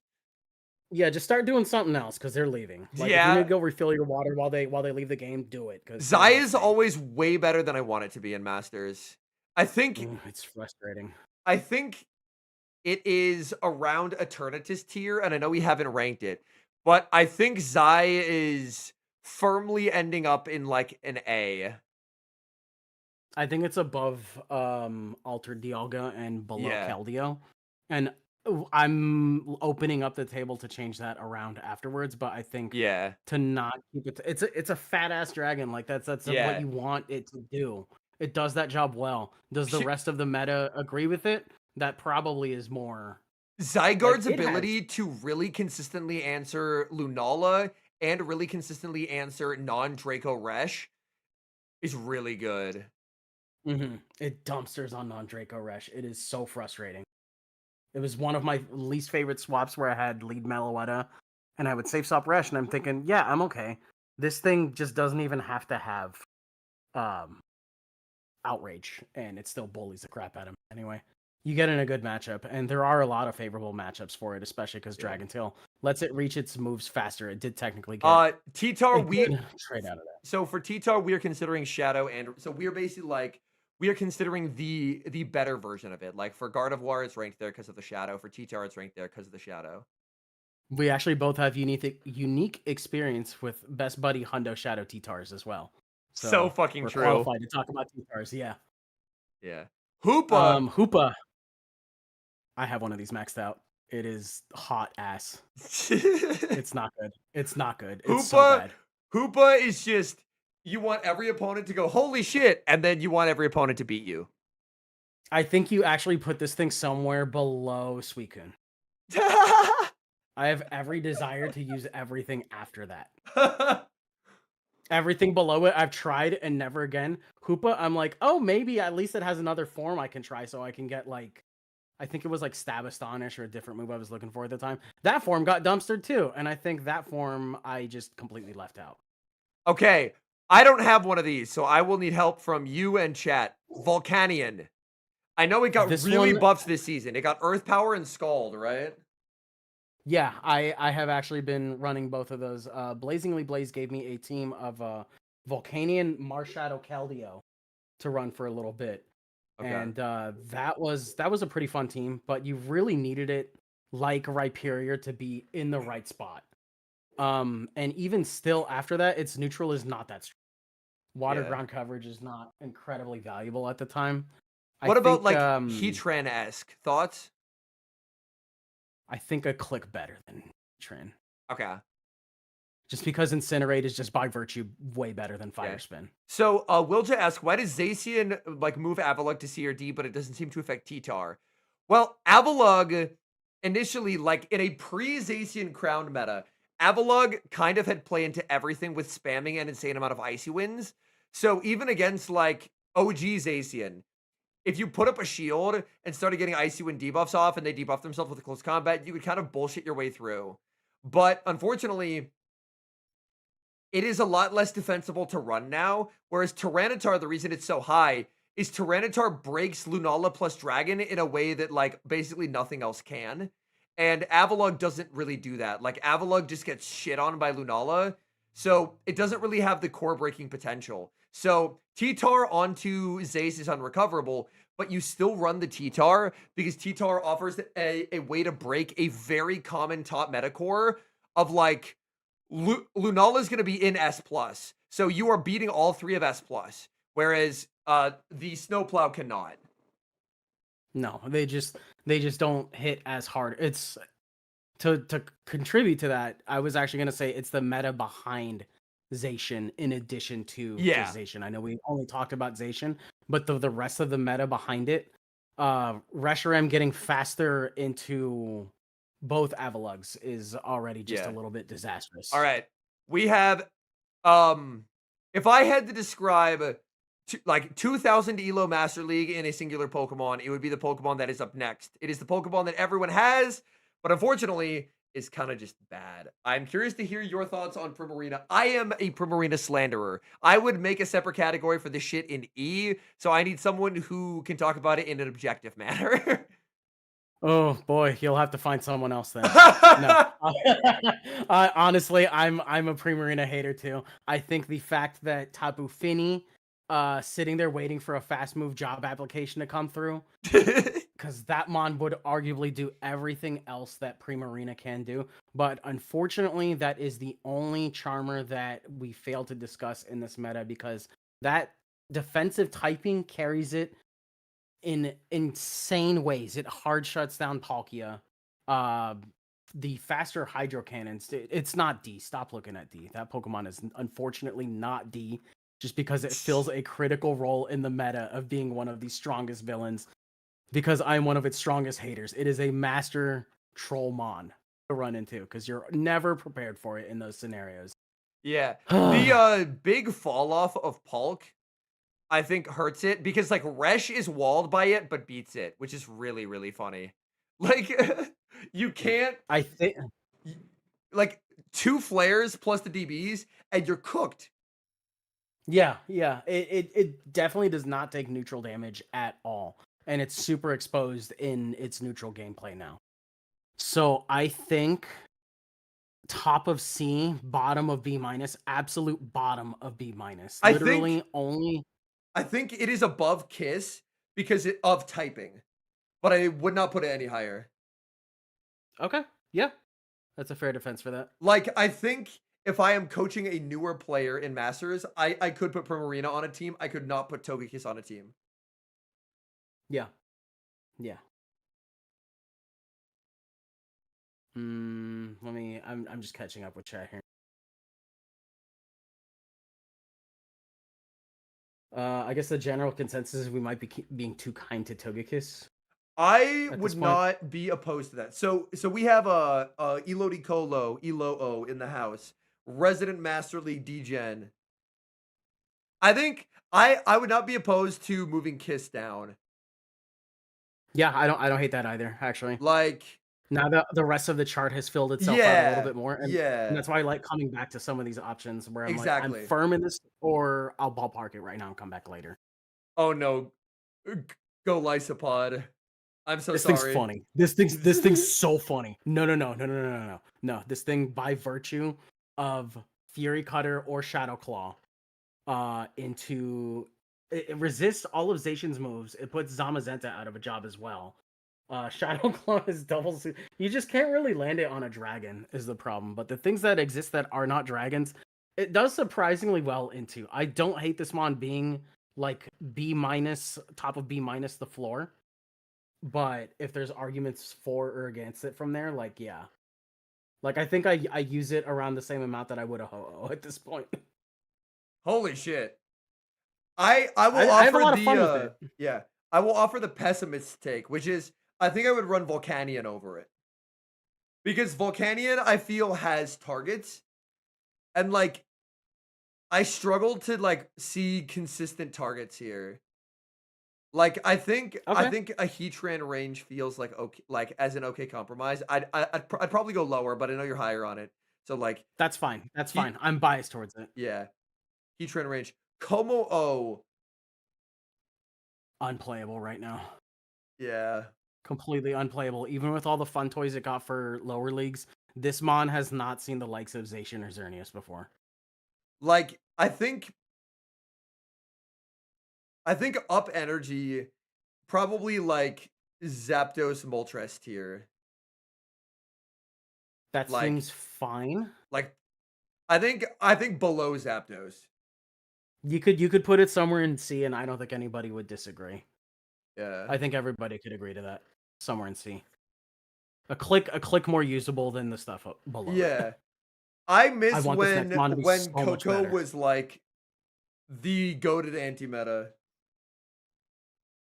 The problem at the time is even when it was like a Ho-Oh, Kyogre / Coco favorable meta that didn't have Rhyperior or Landorus in it, it was still getting bullied by fast move damage even in good matchups. It was just too glassy against Kyogre's waterfalls at the time. The Incinerates were doing inexcusably too much. I don't I want this mon to be better than the Yeah. C that I would put it in, but I think it's the C that we put it in. Yeah. I honestly I think Lele is far and away the best one right now, and I don't think it's I miss particularly it. Yeah. close. I am pretty okay No. putting Feeny D, these two C, and then we can discuss Lele separately. Yeah. Yeah, that's fine. All right. Shout out to Lele meta though. Yeah, Lele I think is like very largely back. Lele I think can be argued for like B You have the screen plus in a good to A spot is where I will minus. say. Yeah. Yeah. B plus to A minus. Um, Like, part of why Lele is very like Lele's, as with all the top boosts, its stats suck. Okay, what does the top look like? We will do a brief refresher. We are going through it. We have a KW and Resh S plus. We have Zern, Kaio, Zek S, Groudon A plus, Meta, and then a bunch of stuff there. we are including So shadows. so in this Palkia and evaluation. Dialga Origin, we still haven't ranked yet. Yeah. Yeah, they're still in queue. They're still in I dragged queue. these in by generation. Yeah, so we're still... going generation where are order. they? Oh, sorry, there they are. Oh yeah, The there they are. They were Hisui hiding. ones. Yep. I think Lele, like in the current meta environment that it's in, I think it's probably like maybe top of B, bottom of B plus. I think it's shockingly very playable. I think bottom of B plus is where I feel better with. Okay. Even though dragons got a little bit faster, so they can chunk it pretty hard. The resistance of dragon is valuable. And the utility of Astonish with Lunalas being everywhere, as long as you don't have it on a Zacian, it feels good. It used to be a lot better, but I don't think it's joining Latios bad yet. I don't like the thing is, chat, gun to your head, are you using Florges or Lele? I'm using Lele. So I think I'm willing to move it to B. I don't think it can be below Florges. Put it below Lando then. Yeah, I think I would be okay with this. Yeah. I think I'd be okay with this. Yeah. Because Dragon and B plus. Yeah. Do we want to go back to that? I think we'll fill out the board a bit more first because we still have some hard hitters, and then we can kind of revisit towards the end. I am going off of people talking about Keldeo because I don't have one. But yeah, we will fill out the board more, and then we can go through it. Okay, Solgaleo. This poor son of a bitch. 15 minutes of fame on right here. One hit wonder. I used to curse Zysol's name. And now it's like when I run it over Heatran, like no. I think it's Lunala's very real. Yeah, I think it's just like Zapdos tier. What a fall off. Like, it is very fat, but it is a bad time to be a psychic type. Like, everything has crunch. Lunala is just a resident terrorist. Mewtwo's at the top left of this image right now, and we're looking at C and D tier. So think about Mewtwo and when you think about psychic types. And the only reason Meloetta is that high is because of its resistance to Ghost. Yeah. And like arguably, I think Mewtwo's a contender to be moved down now that we filled out the board more, but obviously we can cross that bridge when we get there.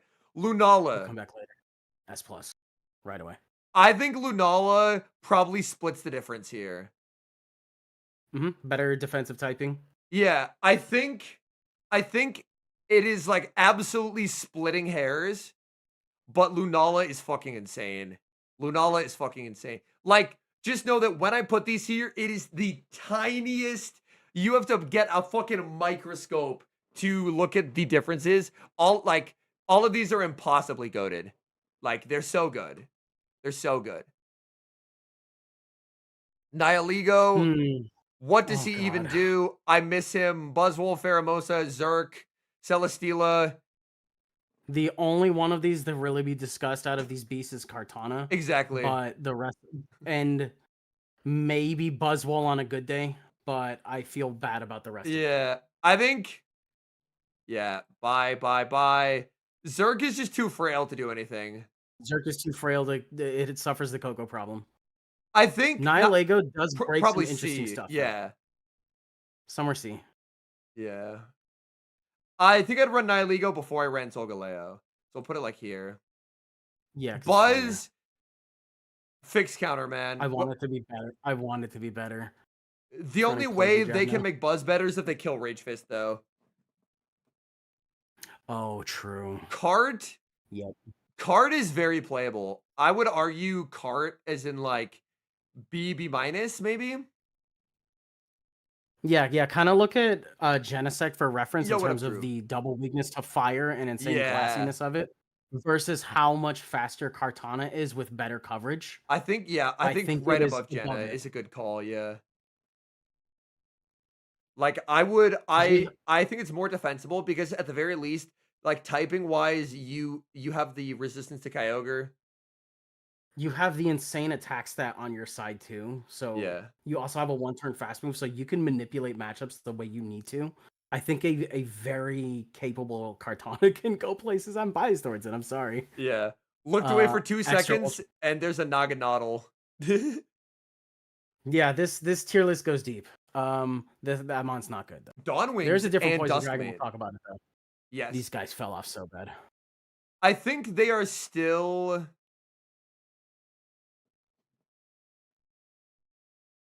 I think there is still arguably like they are strictly worse versions of better mons.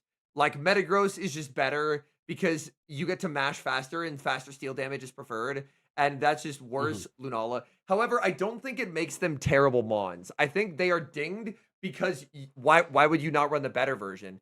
But I don't think they are terrible. Yeah, you run it if you don't have the better version. And I think Dawnwings, it has the harder hitting ghost move, but I think you just want the more consistent value and energy ghost move. And that's why I think that one is why Lunala. I would argue like bottom of B plus, top of B. Like maybe I'm feeling bottom of B plus. I think I use it before a Lando, honestly. Yeah, Lando is not a Pokemon I care for. Like, its inability to ever farm anything hurts it a lot. Like, I think... Duskmane, on the other hand... Oh, God. And then... Oh, yeah. And then Dusk... Dusk has a ton of moveset flexibility, which I think is a real plus for it. Being able to be a solid check to dragons with Outrage is great. I've seen Ironhead Outrage. I've seen... Dark Pulse Sunsteel. I've seen some combination of those 4 moves, usually always Shadow Claw. Psycho Cut is not much better.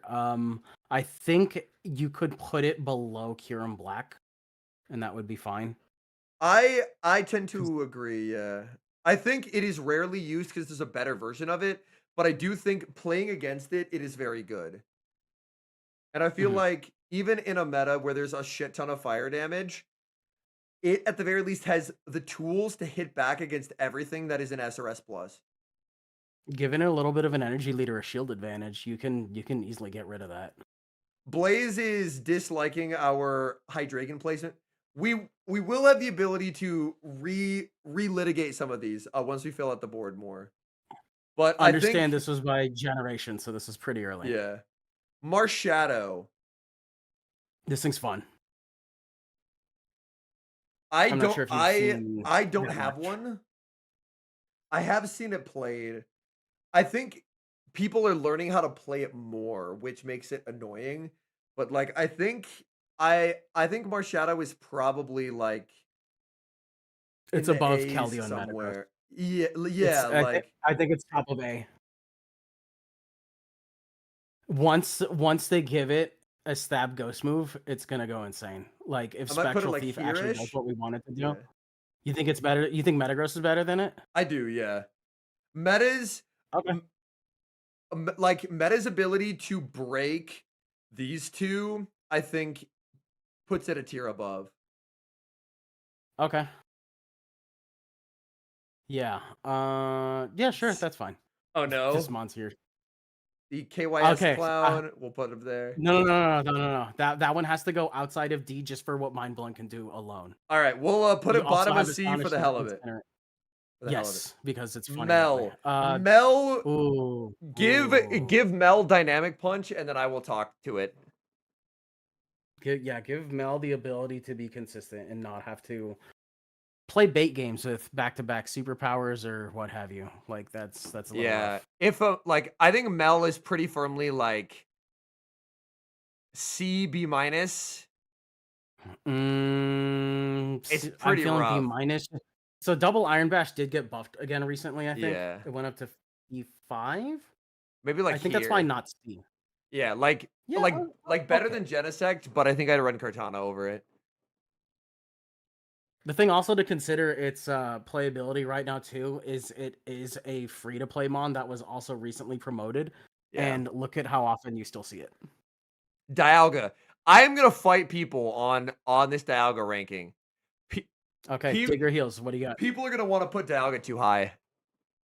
I know we have Dialga here. I think Dialga goes A plus. I don't think it goes higher than A plus. I think it is arguably worse than Groudon because it has one matchup that it is unrecoverable from amongst the like. Although I'm gonna be negative towards Zacian. I am gonna be negative towards Zacian. I think Zacian's a bum right now. But like I like I how think it is worse than Groudon. I like how you came in here prepared to fight everybody on your 100% totally agreeable opinion. And then yeah, Hey, and then dude, I thought we were gonna get S plus takes, and I was gonna have to no. like fight some God people. no, Zacian's real. Zacian can hurt us too. He's a bum, but that's one of the things he does good. I don't No, think you Groudon just goes need- down, chat. I don't think Groudon is underplayed. There is nothing worth a damn in this meta that resists Precipice Blades. Dialga Well, has we're still not done with this list too. yeah, Dialga has a matchup which like the Dialga players will say, "Oh, Zace is not that bad." No, no, stop it. If you have a Zacian opponent who has at least like a few working brain cells, that matchup is like unrecoverable. I think Origin Groudon not an is S+ mon. underplayed specifically because there's a lot of good mons right now.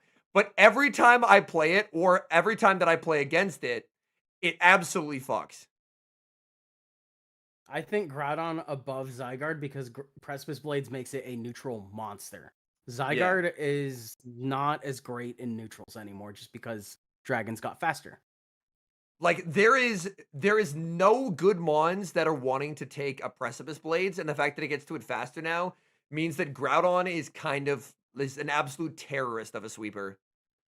Groudon below Metagross is what people are arguing. Yeah, because I was about to throw hands with you a little bit about your Marshadow placement. Base Dialga is also lower. We can come back to Dialga as a whole after we fill this out. We have Ho-Oh way down here. Ho-Oh is buns booty cheeks. I unfortunately kind of agree. It's hard to All make right, that bird work. the right now. horse. I'm gonna be unkind to the horse. I think the horse is low key ass right now. I think the horse is like, and I anyone think putting it's it low anywhere S. close to S is tripping. It's I think tripping. it's low S. I think it is low S. I think it's A minus at best. A At minus best. at best? Are you, No dude? way. Hulk is so easy to play around. It's so easy to play around. Well, I'm not even going to try to... This is weird. I didn't think I'd find myself in a position defending Palkia? Dude, I think... What a strange time I live in. Palkia's inability to neutrally control the field of play like it used to. Like, Palkia doesn't even do a good job into Kyogre anymore. Like, dude, I'm willing to move base Dialga down to A- to make my Palkia in A- work. I'm willing to move this Dialga down to like here and then put Palkia there. But like, you are not telling me you are running Palkia over Zygarde. You're just not. I don't hate Palkia. Yeah. I don't hate Palkia A. Leaning on higher A. Well, the thing about Dawn Wings, Blaze, is there's a strictly better version of it in Lunala. There's not a strictly better version of Groudon. I think that is the big difference. Palkia is overused. Like, chat, please. Tell me how many, like, if you play on boards, tell me how many Palkias you're running into in a day. You're not going to be running into a lot. Palkia is down because there are better versions of it. You are running Zek, Resh, and KW before you are, and arguably Zygarde before you're running Palkia. Like, I could be sweet talked into A, but like, you got to go higher. Then tell me with a straight face Groudon is better than Palkia. Easily. I feel like I'm losing my fucking mind here. I feel like I'm losing my fucking... Have you played against the Palkia? That mon is free eats. Zygarde is annoying as fuck to play against. Zygarde is fat as shit. It extremely effectively answers this and this on the save switch. Palkia is killing itself if it switches into either one of these. All right, here's what we do for now to keep it moving. You put Palkia Origin, top of A, Groudon, bottom of A+. We come back to it later. Can you repeat that for me? Palkia, top of A. Okay. Groudon, bottom of A+, and then we come back to it later. Okay. That's as close as we can get before spending an hour on this. Nah. Some of these things we'll swap. Yeah. Yo, what's we're trying to shit talk Groudon. We're trying to prevent you. I don't know how I'm defending Palkia here, but I think you're being way too harsh on it. Dude, it is. I hate that mon too, and I think you're being mean. The thing is, Palkia is almost every team at low elo masters. That does not tell me anything about if it is good. Looking at usage on boards, I think is a lot more valuable when it comes to trying to figure out what is actually playable mon. Like, if you go to 2300 elo, you're going to be seeing Palkia every game, because if they were running Resh, Zek, and KW, they wouldn't be in that elo range. They would be higher because they're running better mons. Like, Palkia's not S tier. If that's going to be your... That's actually kind of good, because since I hit Legend earlier this week, I've been tanking. So I've been playing in lower elo ranges than you have. So you have a fresher experience with 3100s and above. And I'm looking at a scope of like 27 to like 2300. And like in that range, I assume you're seeing 3 to 4 Palkia per set, right? I'm seeing a good amount of Palkia for sure. Yeah. Whereas like basically every single game that I play in like above Legend, it is going to be these fuckers or Zygarde. It's very rarely Palkia. Because Palkia is just very abusable. Because, dare I say it, Rend is kind of slow. Blaze says Palkia is the one mon that can take on Kyogre down and shields her energy. Like, I will give it that, right there. But I still, like... I can't believe we have it over Zygarde. That's just terrible. It's I'm sorry. No one. It feels weird to talk about Zygarde like that, but I hate like Zygarde ruined my life in Ultra League a few seasons back. But like, you cannot look me in the face and be like, yes, I would run Palkia over Zygarde. You can't. So we can see the focus of the tizzy right now is Groudon and Palkia. Do we want to? Groudon, Palkia, and Zygarde. Yeah. And I do want to come back to T-Tar as well, having run that one as well. Mob is making a strong case for A+ for T-Tar. I think T-Tar could be higher because like T-Tar's ability to like clap all of S+ is really nice. Like T-Tar is inflexible, but I am willing to put it higher than Marshadow. Zekrom catches a stray in there too. The thing is, though, I have in some. Oh, so go ahead. No. I was gonna say in some shield situations, I have actually also bullied Dialga and Groudon as well.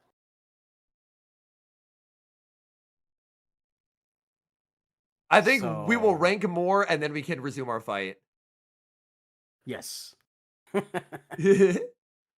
right, Ursaluna, get him out of here. And I'm waiting for Shadow Claw waiting room. Both forms are God, go ahead. I know your feelings on this form. Sadly, we have like we can just like yeet those. Zacian crowned form. I'm gonna get yelled at even more than my Palkia take. Okay. I think Palkia is more defensible to run than Zacian crown form. I think we are putting Zacian crown form like here. A-. Hell no. Hell no. A fucking minus. Yes. No. It is. Someone brought up a really good point. It was like when Dedenne was OP in the Open Great League, so everyone ran the shit that beat Dedenne, so then Dedenne wasn't playable. I cannot argue that Zacian is the same tier as Excadrill. You look at your current queues and you tell me how many Zacians you see versus how many Excadrills you see.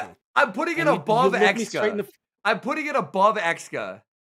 That doesn't make me feel any better. It's only like 3 places. I think at the worst I'm acceptable with is bottom of A for Zacian, and I think I still strongly disagree with. What, like, arguably 4.5 out of the top 6 are clowning on Zacian. Like, Zace... A+ is looking fairly empty. A+ is very empty. Dog. Do you think it belongs there? Because I think it does. I think I would run Metagross before I ran Zace. I think you could. I think I would bump up Metagross to A+ before I put Zace at A+. Like you could put Zacian above. You could put Zacian below Metagross in A, but just know I fundamentally disagree with you on this one. I warned people I was going to cause fights with my Zacian and Palkia takes. I can't. I don't have mitts for this conversation. This one's too hot for me right now. If we want to put it in A+, we can, but just know that I think everyone is wrong. I think our eyes keep flitting to Palkia and Groudon, that entire hate circle we created in the middle, and that's warping how we feel about other Mons, because that is just a Bermuda RPS triangle. It is not even rage baiting. It's just, have you played the Master League? There's no way motherfuckers roll up afraid of Zacian and Palkia this season. No. When you see those, you're like, hell fucking yeah. Let's go, baby. You know what keeps me up at night? These fuckers up here. I'm not worried about goddamn Zacian. That fucker is slow as hell. You just abuse it pacing-wise. You just abuse it pacing-wise. You really do. Like, I agree. Out of a job too. Josbo says those S tiers are only that high because of Zacian. Yes, but if everyone is running the shit that beats Zacian, that takes Zacian down. Zacian is arguably the most meta warping Pokemon in the Master League, but that does not mean that it is currently one of the best to play. Okay, let's move Hydreigon down to B now that we've moved along further in generations. All right, I'm down. B+ is far too strong. I'm down. Behind. I think ahead of Rai. I was gonna say behind Florges, actually. Shit, he hates Hydreigon. We're talking about Zacian's viability being reduced, right? So doesn't that mean Florges is better in that meta? Which means that I think Florges has the issue of like there's something that does its job better. Hydreigon better than Ho-Oh? That's a joke. Ho-Oh is buns. It is a joke because I tried fighting for it and Henry's like, no, Ho-Oh's buns. No, I'm one of Ho-Oh's strongest soldiers and I tried fighting for higher than B+, and he said, nope, I'm gonna put top of B plus. Fuck you, move on. That's I where we're at like with that. I could I be need you guys to talked fight into harder. middle of B. For Ho-Oh? Yeah, I could be talked into middle of B. If we're wanting Put to it do below like this, so that way it's higher than Hydreigon. But like,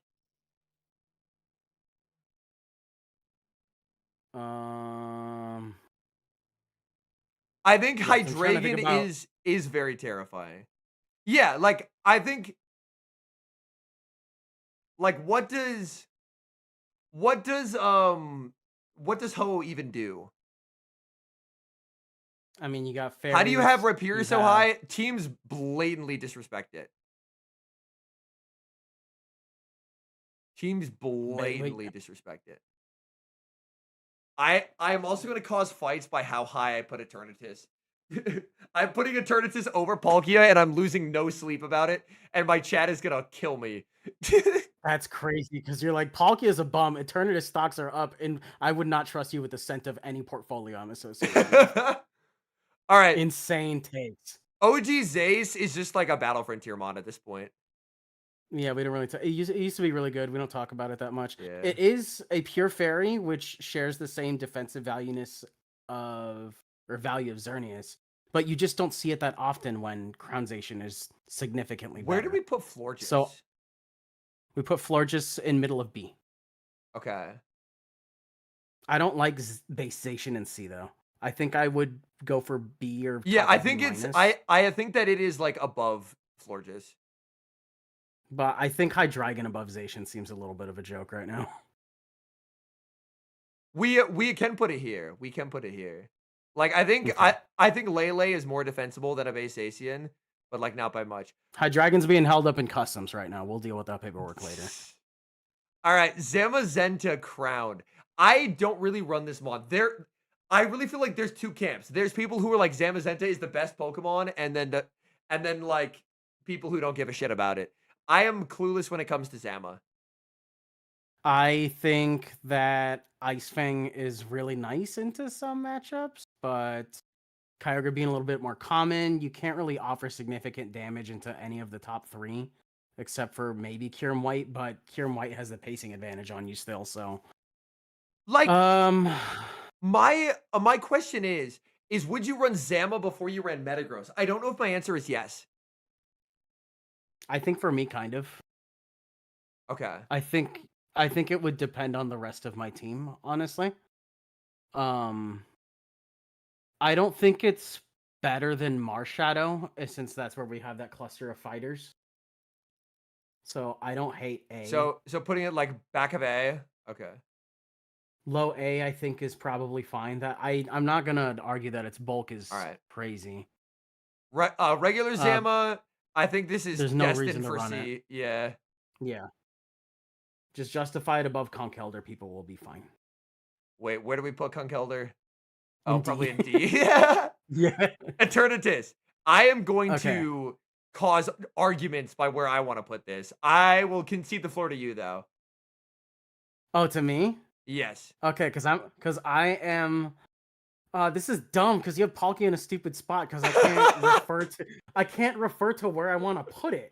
I think it's wacko, but like I want to put it in A plus, but then you have it beating better than Palkia, which I kind of disagree with. But the rest of the tier list makes it hard to base my placement because then it's like X is better than this. I'm like, he's the one with the mouse. First off, I'm the one with the words. I'm gonna say you put Eternatus above Dialga, below Zacian, and know that this can't. I think I am putting it S. This is that's let nicer than I thought. I will put it here and then I will talk about it and then so it's not put there forever. Eternatus is the dragon that relentlessly punishes other dragons. In a meta where Zacian is very much falling off at higher elo in exchange for Xerneas, Eternatus is shockingly playable into Zacian. Sorry, into whatchamacallit, into Xerneas. It is no business being as playable in that matchup as it is. It's the dragon that just beats other dragons. It's fat as hell. Its pacing is like pretty good because like that The pacing at which it gets to the "fuck you, your dragon is dead" move is the same pacing that Resh and Zek are getting to Crunch. Yep, they can't. They win those mirrors very easily. My experience with Eternatus is mine actually loses 56 matchups that the Hundo does. So it's my next gold bottle cap. So I'm probably not being Yep. as nice to it as I could be for I people that have have I better ones. I have mine best buddied and it's waiting on a bottle cap, but yeah. Etern puts the fear of fucking God into me.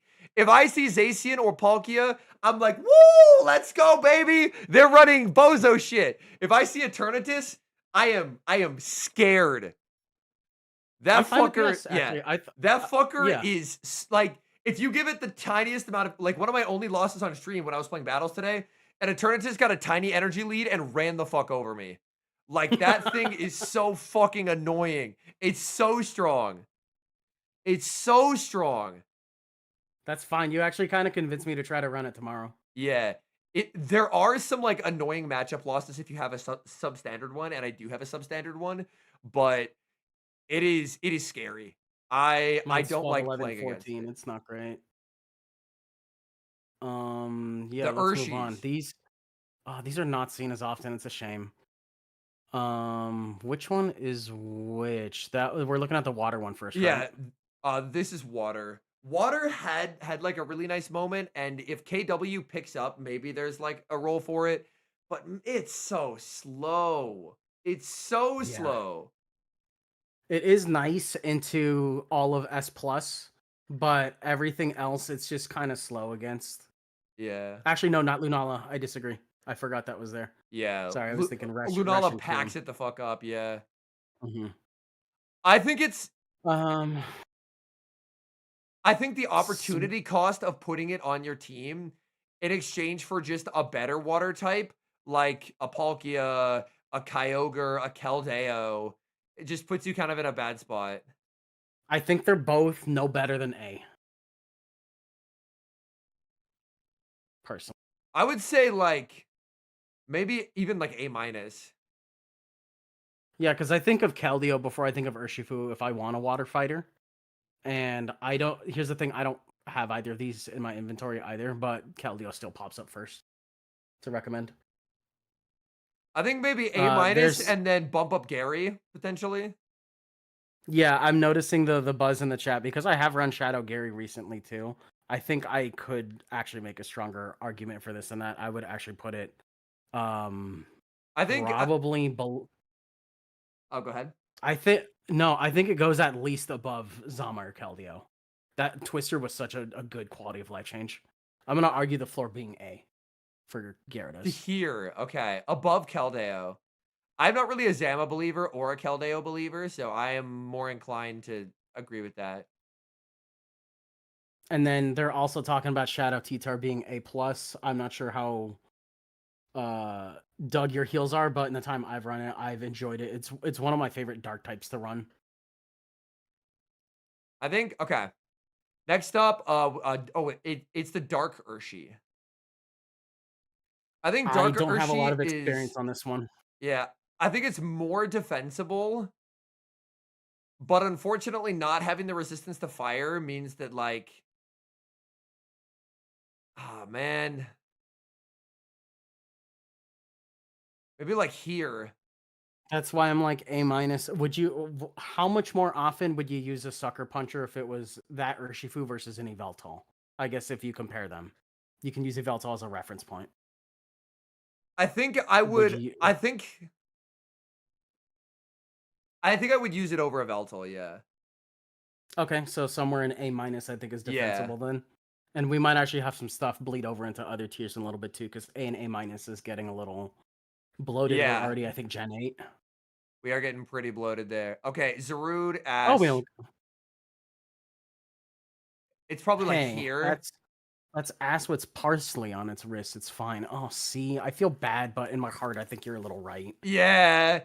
It's I think just I want to use it before a Mewtwo though. But because I mean, like Kyogre Lunala is a thing.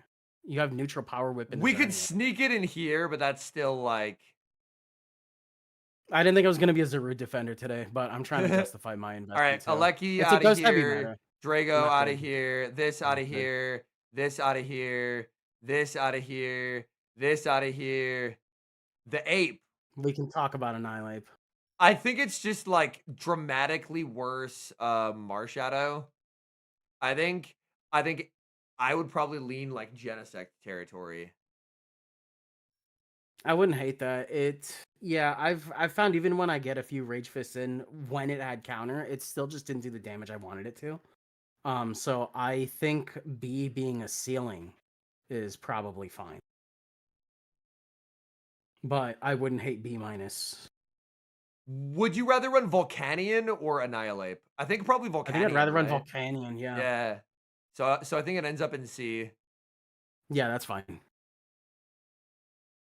I want it to be a little better, but the Gambit Mr. Man, Gambit. pretty good in Battle Frontier because it's a 0-pointer. But again, I tried it for my last set in open right now too. It's a little hard to run. Yeah, like your goal is you target this or this in the twos, and if you see anything else, you fucking explode. And that's not really a great. No, because I mean, even with oh god, Kyogre's a horrendous matchup. Imagine once this thing gets. I wonder how much better it would be with Sucker Punch, actually. I think like here, B minus. Like, I think it's more defensible than Mel. I think if we do that, then we have to move Kartana up a click. Not like a lot, but I think Kartana's just paid better. Over there? Yeah, okay, whatever. We have moved it up a click as requested. I just wanted to make some space. Backs the Caliber with this one. Yeah, backs the Caliber can't do much. Do for it. Yeah, no. maybe Glaive Rush will be sick. But yeah, for right now, Goldengo, potential mon. Oh. Typing wise, it should be fucking shit up, but its stats are so incredibly ass. There's a 1 out of 10 times that I will queue up with a team that is weak to Goldengo, and then I will be weak to it, and I explode because it rolls me, and I'm absolutely not prepared for it. Yeah, like, but Xerneas, every other time, I have an answer. Yeah, Xerneas is, like, low-key fine into Goldengo. Like, yeah, I think it is... I don't know, man. Like, I think it's well below, like, these. I think we're firmly in B territory. Like, I think it's a large degree better than Gambit. But we don't really have any, like... it over Yveltal. So, like, the would you B+ tier? Like, its typing offers advantages. It's just its stats can't deliver on those. It's not a good... You kind of have to set it up for success a little bit, but I think it's easier to set up a Goldengo than it is in Yveltal. I hate how high we put Zacian. And I know even that chat was dissatisfied with. Okay, let's go and talk about... Let's start from the bottom. We're not going to rearrange anything in D. Anything firmly in D, that is the discard pile. So we don't have to... Okay. Does anybody care about the feelings in C, or only the stuff up here? There's a whole pack of ass down here. Yeah. Any strong feelings, speak up right now. Do we need to talk about C tier, or can we just move on to B and up? I'm not seeing anyone saying that they care about anything. All right. We don't care about anything below B. Okay. B- tier. B- tier, I don't think we really have to discuss that much. Yeah. I feel like it's generally just like bad stuff. Where do you have Volcanion again? B- or C? Absolute top of C. Volcanion, I think is more like, I think we could sneak it up here a few tiers. I would use it before Zarude right now. Yeah. Like Volcanion maybe to like shit. I might actually put Volcanion a decent way higher. I wouldn't hate bottom of B. I know you were going for top of B- there, but an argument for bottom of B, seeing the rest of the list, wouldn't be bad. Yeah, like now that everything is together.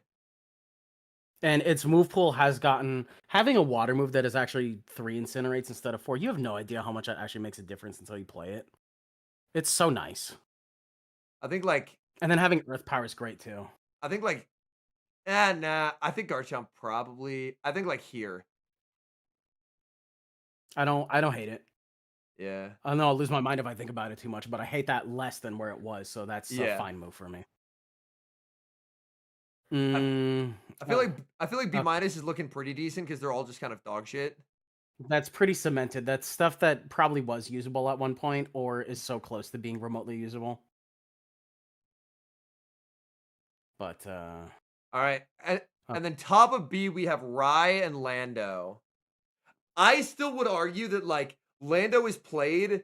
I think Lando is like really shit.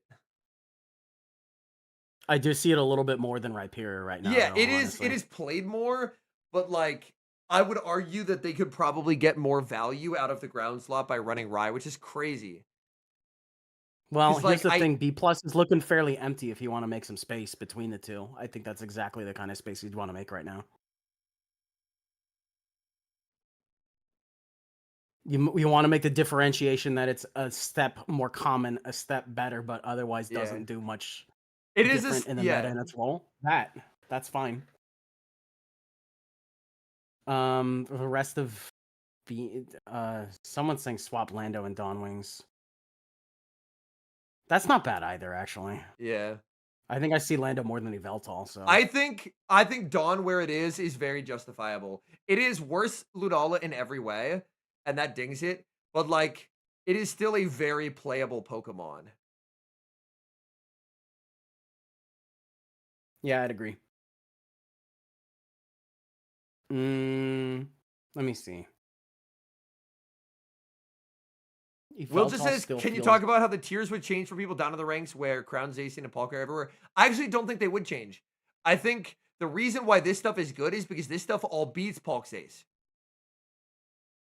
Yep. Like, like the reason all of the dragons are listed higher than Palkia is because they all like they all actually beat Zacian, whereas Palkia gets hoed by Zacian.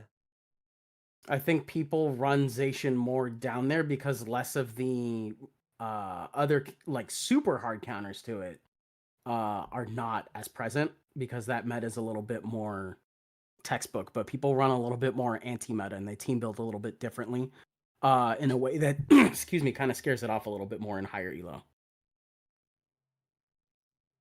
Um that's water Urshifu. That is below Keldeo, so that's fine.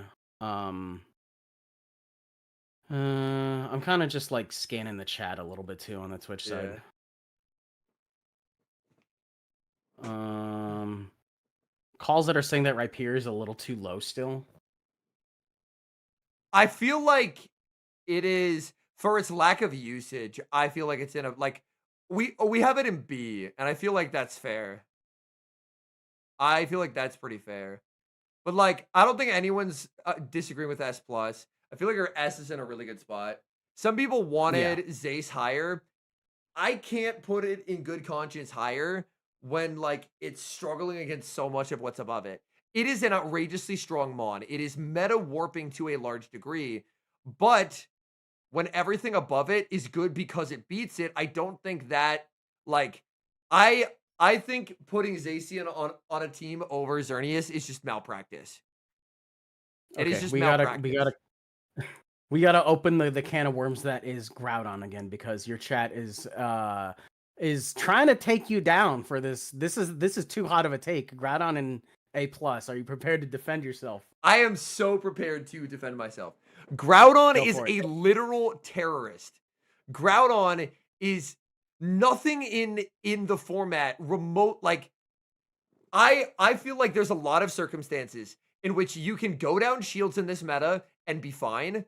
If they have a Groudon, the game is over. You have lost. And I feel that is much less so playing against a lot of other mons.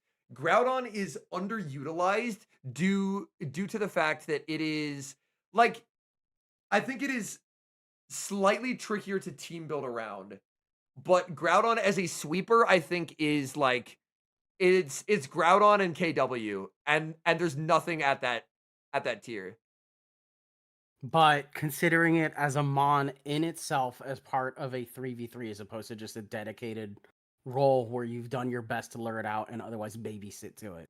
Like Reshiram and Lunala are mons that don't need a lot of babysitting because their neutral game is really strong right now. Wait, And to a better extent, Kyogre kind of is that mon too. Would you say that Palkia is not that mon? And you would say that Groudon's better doing that role in just like a blind rest of the game, like a mid game scenario than Palkia is? my beef with Palkia is that it is worse in its role than a lot of other mons. Like it is not the best water type. There are like 3 or 4 dragons that are better than it. And I think where Groudon rises is Groudon is the best ground type and it's not particularly close. And Yeah, I mean, that's there's not a lot of heavily played ground types at the moment, yeah. so it's kind of hard to make that scale. Um, hmm. We're Well, I having mean, I'm not. some requests. I am fine moving T-Tar up. I really don't think we're moving Gary up. I think T-Tar does a lot of what Gary does, but just better. Okay, how do you feel about this then? T-Tar inclusive of Shadow, right above Groudon. I would I possibly even am say above Dialga. I'm not upset at that. I'm I'm upset. I'm not upset with that. And Gyarados higher than Zygarde. I think higher than Zygarde's a hot take. Like I played against Gary and I was down a shield and I had the things Gary was supposed to beat and Gary didn't beat me. Like having played against it, I think Gary is very bullshittable. Sure. Yeah, Yeah. I played against Shadow Gary, yeah. And I had a Reshiram and it was low key fine. Yeah, Shadow Gary with a And Dragon like and backline can and get like I know really scary. Reshiram is the GOAT, but like I feel like that's a matchup where Gyarados should be stomping it. So here's my position here, chat. I think Groudon is too high, and I think Palkia is too low. I'm down to question Henry why he thinks Groudon is so high, but I am not about to defend Palkia higher than that. I know in my heart it deserves higher than that. I just do not have the emotional bandwidth to even think about that right now. But I respect that. I think it is a step higher than where it's at, and I think Groudon needs to be a step lower too. I'm kind of with you guys in the chat on this one. So this is the closest we can make them meet. Groudon is not better than Keldeo. Even I kind of entirely agree with that too. Actually, Like my frustration with Keldeo is there are so many matchups amongst the top where it's just like dead. Like Zern, you're super fried. You are incredibly fried into Lunala. Eternatus is less common, but obviously just like walls the shit out of that one you. sucks too. Yeah, that's pretty even into like a Zek, you're still not having a great time. Like in a very I know it is not a bad mon, but I struggle to put Keldeo higher than this. Like it does break KW Kaio teams, and that's like one of the best cores, which is very, very strong. But Palkia should be at the top. I can't agree with that. Palkia is not better than Resh. It's not better than KW.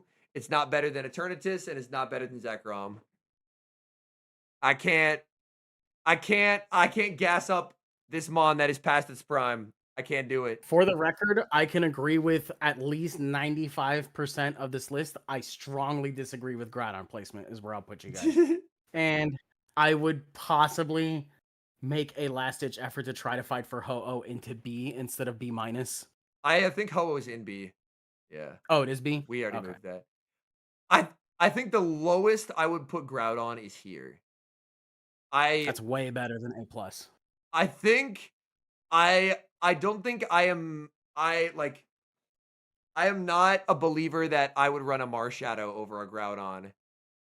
Zygarde, kind of debatable. Like, I think Zygarde could arguably be a bit higher. I also recognize that this list, because it was made in December of 25, it's missing Enamorous Therian, which I did not put at the time. I would put that mon in straight up like D tier anyway. So just remembering, because this list is not comprehensive up until now. It's like 6 months old. So I think it got a lot, but I don't think it got everything.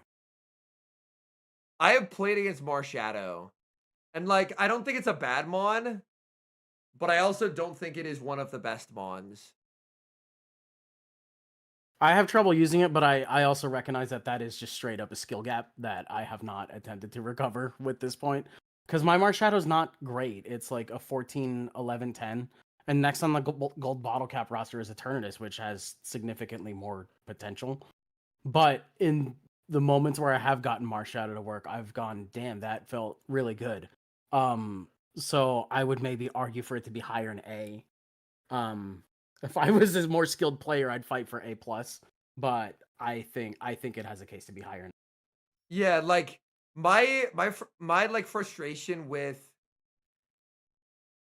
specifically Marshadow is the fact that there's a lot of these S tier matchups where it doesn't feel particularly convincing. Even in the matchups where like allegedly it should be like kicking ass, I feel like it's never quite commanding matchups in a way that I would want it to.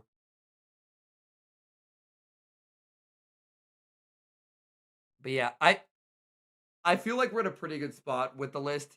I'm sad Groudon fell. I think there's an argument to be made for Metagross over Palkia, but I think people would shoot me in the head. Oh, one last thing. Smidgens does bring up that Dondozo is 83rd on PvPoke. That was worth mentioning. It did miss the cut. We should at least mention it because I'm not going to update the list live. I don't know how it's going to mess up on your end. I love where would you put Dozo in open? What a handsome man. He's definitely D, but he's gonna look real fucking good in D. He is. I don't hate. Yeah, he is Kyogre's strongest apprentice right now. Yeah. Yeah, I still like. I still think Zygarde should probably be higher than Palkia, but it is what it is. That's fine. Like that. At least we can agree mostly with the ceilings and the stuff in the middle, but the stuff of what we think is how viable it is in the meta. Yeah. But if you pull out the scope, and that's why I made this list with A minus, A plus, because as you start to approach what you're zoomed in on right now, this is where people are going to have the most feelings on. No, we're just talking about the fact that Zygarde is literally him. Like, there is, if there's a more soul crushing feeling than having your Resh or Luna get Zyguarded, I don't know it. That mon is the entire reason I run Draco on my fucking Reshiram. Because if you don't, you just auto lose. The Zygarde gets like 1,000 energy, you throw 8 crunches, you just hate your fucking life.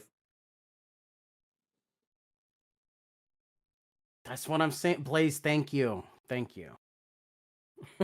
I don't know, man. But I feel I've been very charitable to Palkia and Zacian here.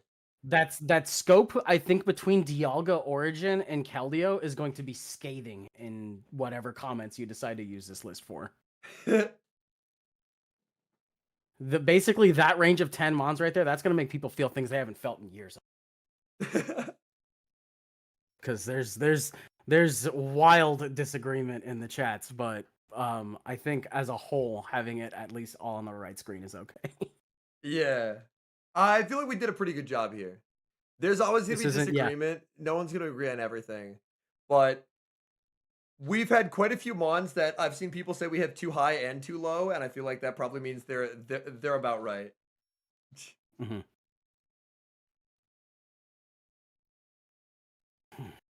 But yeah, I've like, I just don't know I would ever put a Palkia or a Zacian on an ML team. I think having it on the team is just like IRL trolling.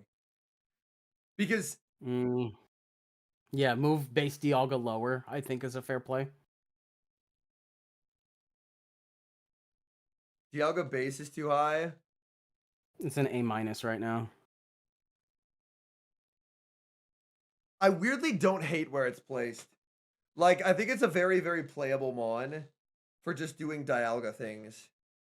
Looking at the rest of the list right now, to me, it does feel a hair high, but I don't hate where it's at the moment. But, like, the tricky thing is, like, I don't know if I would put it below a Goldango or something. Like, there's just...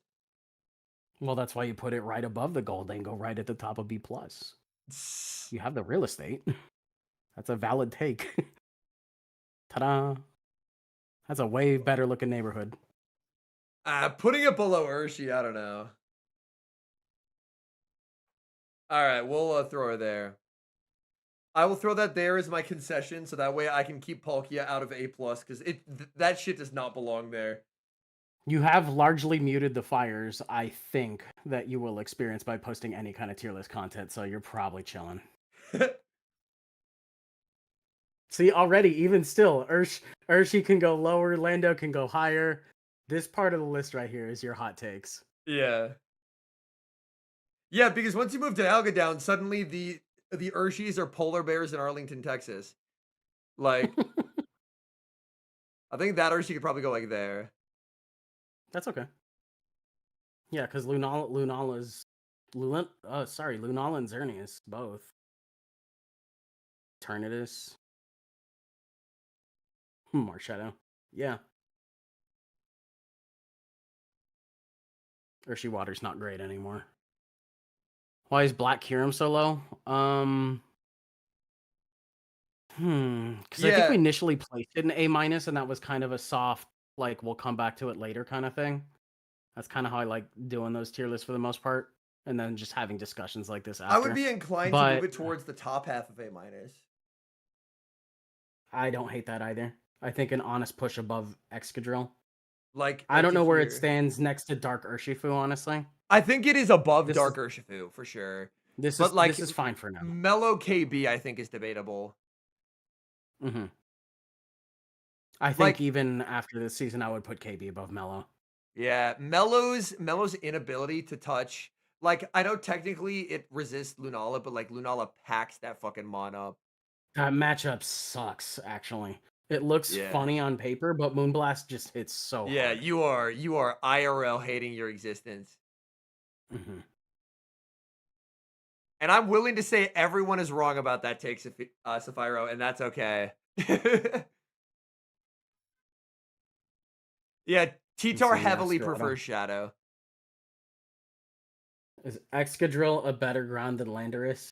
I think with the discussion of Shadow, then I think probably. I think I would run Drill before I ran Lando. Yeah, having run Lando's a sad man.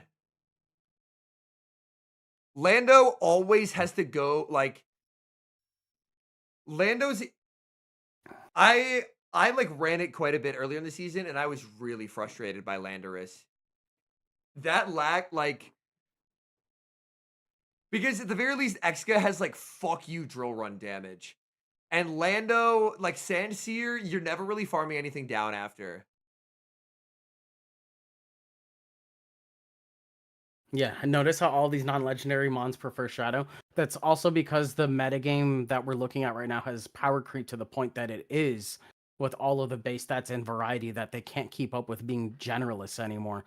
Before you could just throw Excadrill in the middle of a Dialga meta, and then it would be fine. But now you have like Necrozma that is a steel type that can actually, Shadow Claw and Dark Pulse in certain energy situations. And you just have Kyogre being completely better again. Like, so much has changed around it. Yeah. To the point where you just want to do damage and you want to do it faster in your better situations and make your neutral a little bit stronger. The sustained matchups are just not it for that moment. I absolutely adore what they did to Kyogre. Kyogre's in such a good spot. I thought it was going to be like too much. And I remember thinking the night before, I was like, there is no way they push Waterfall to being 10. And then they did. And the first thing I woke up, like that scene from Home Alone, and the lady, she realized she left the kid at home. It's like Kyogre instead of Kevin. I was like, I have to run Kyogre. The thing is, day one, when they bring back Mega Masters, it's gonna be we're gonna get really tired of Primal Kyogre, but it's perfectly balanced for regular ML. Mm-hmm. And I think now that Kyogre has gotten this cracked out Waterfall, it's okay to give Urshifu Shadow Claw. It is perfectly fine. Not Urshifu, sorry. Ursaluna. Jesus. Yes. Other bear. Yeah. Which of these would you consider safest future-proof investments? I think Lunala. Yeah. Lunala should basically always stand the test of time. Lunala is death taxes, and Lunala will always rotate back into being good. That's like 95% solved, I'm pretty sure. Yeah. I can't say to move set changes or anything like that, but best Ghost bar none. Ghost Yeah. is a phenomenal coverage in this meta. Primal Kaio beats Palkin zeros and ones. Oh my fucking god, we're so back. For all around though, like for raids and stuff too, and for just all around in-game experience, I think your first investment on this list is Kyogre. Because of being able to primal and have the 3 types for in-game play. And then also just being one of the best water attackers as primal, if not the best. So I think if you're looking into Master League and you're like, I don't have a lot of dust right now, where am I going with this? But I can build some of these things. Look at Kyogre first.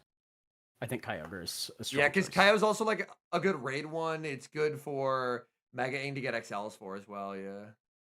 Mm-hmm. I am a little bit worried that like they get worried about Mega ML and tune down Waterfall, which I think would be a mistake.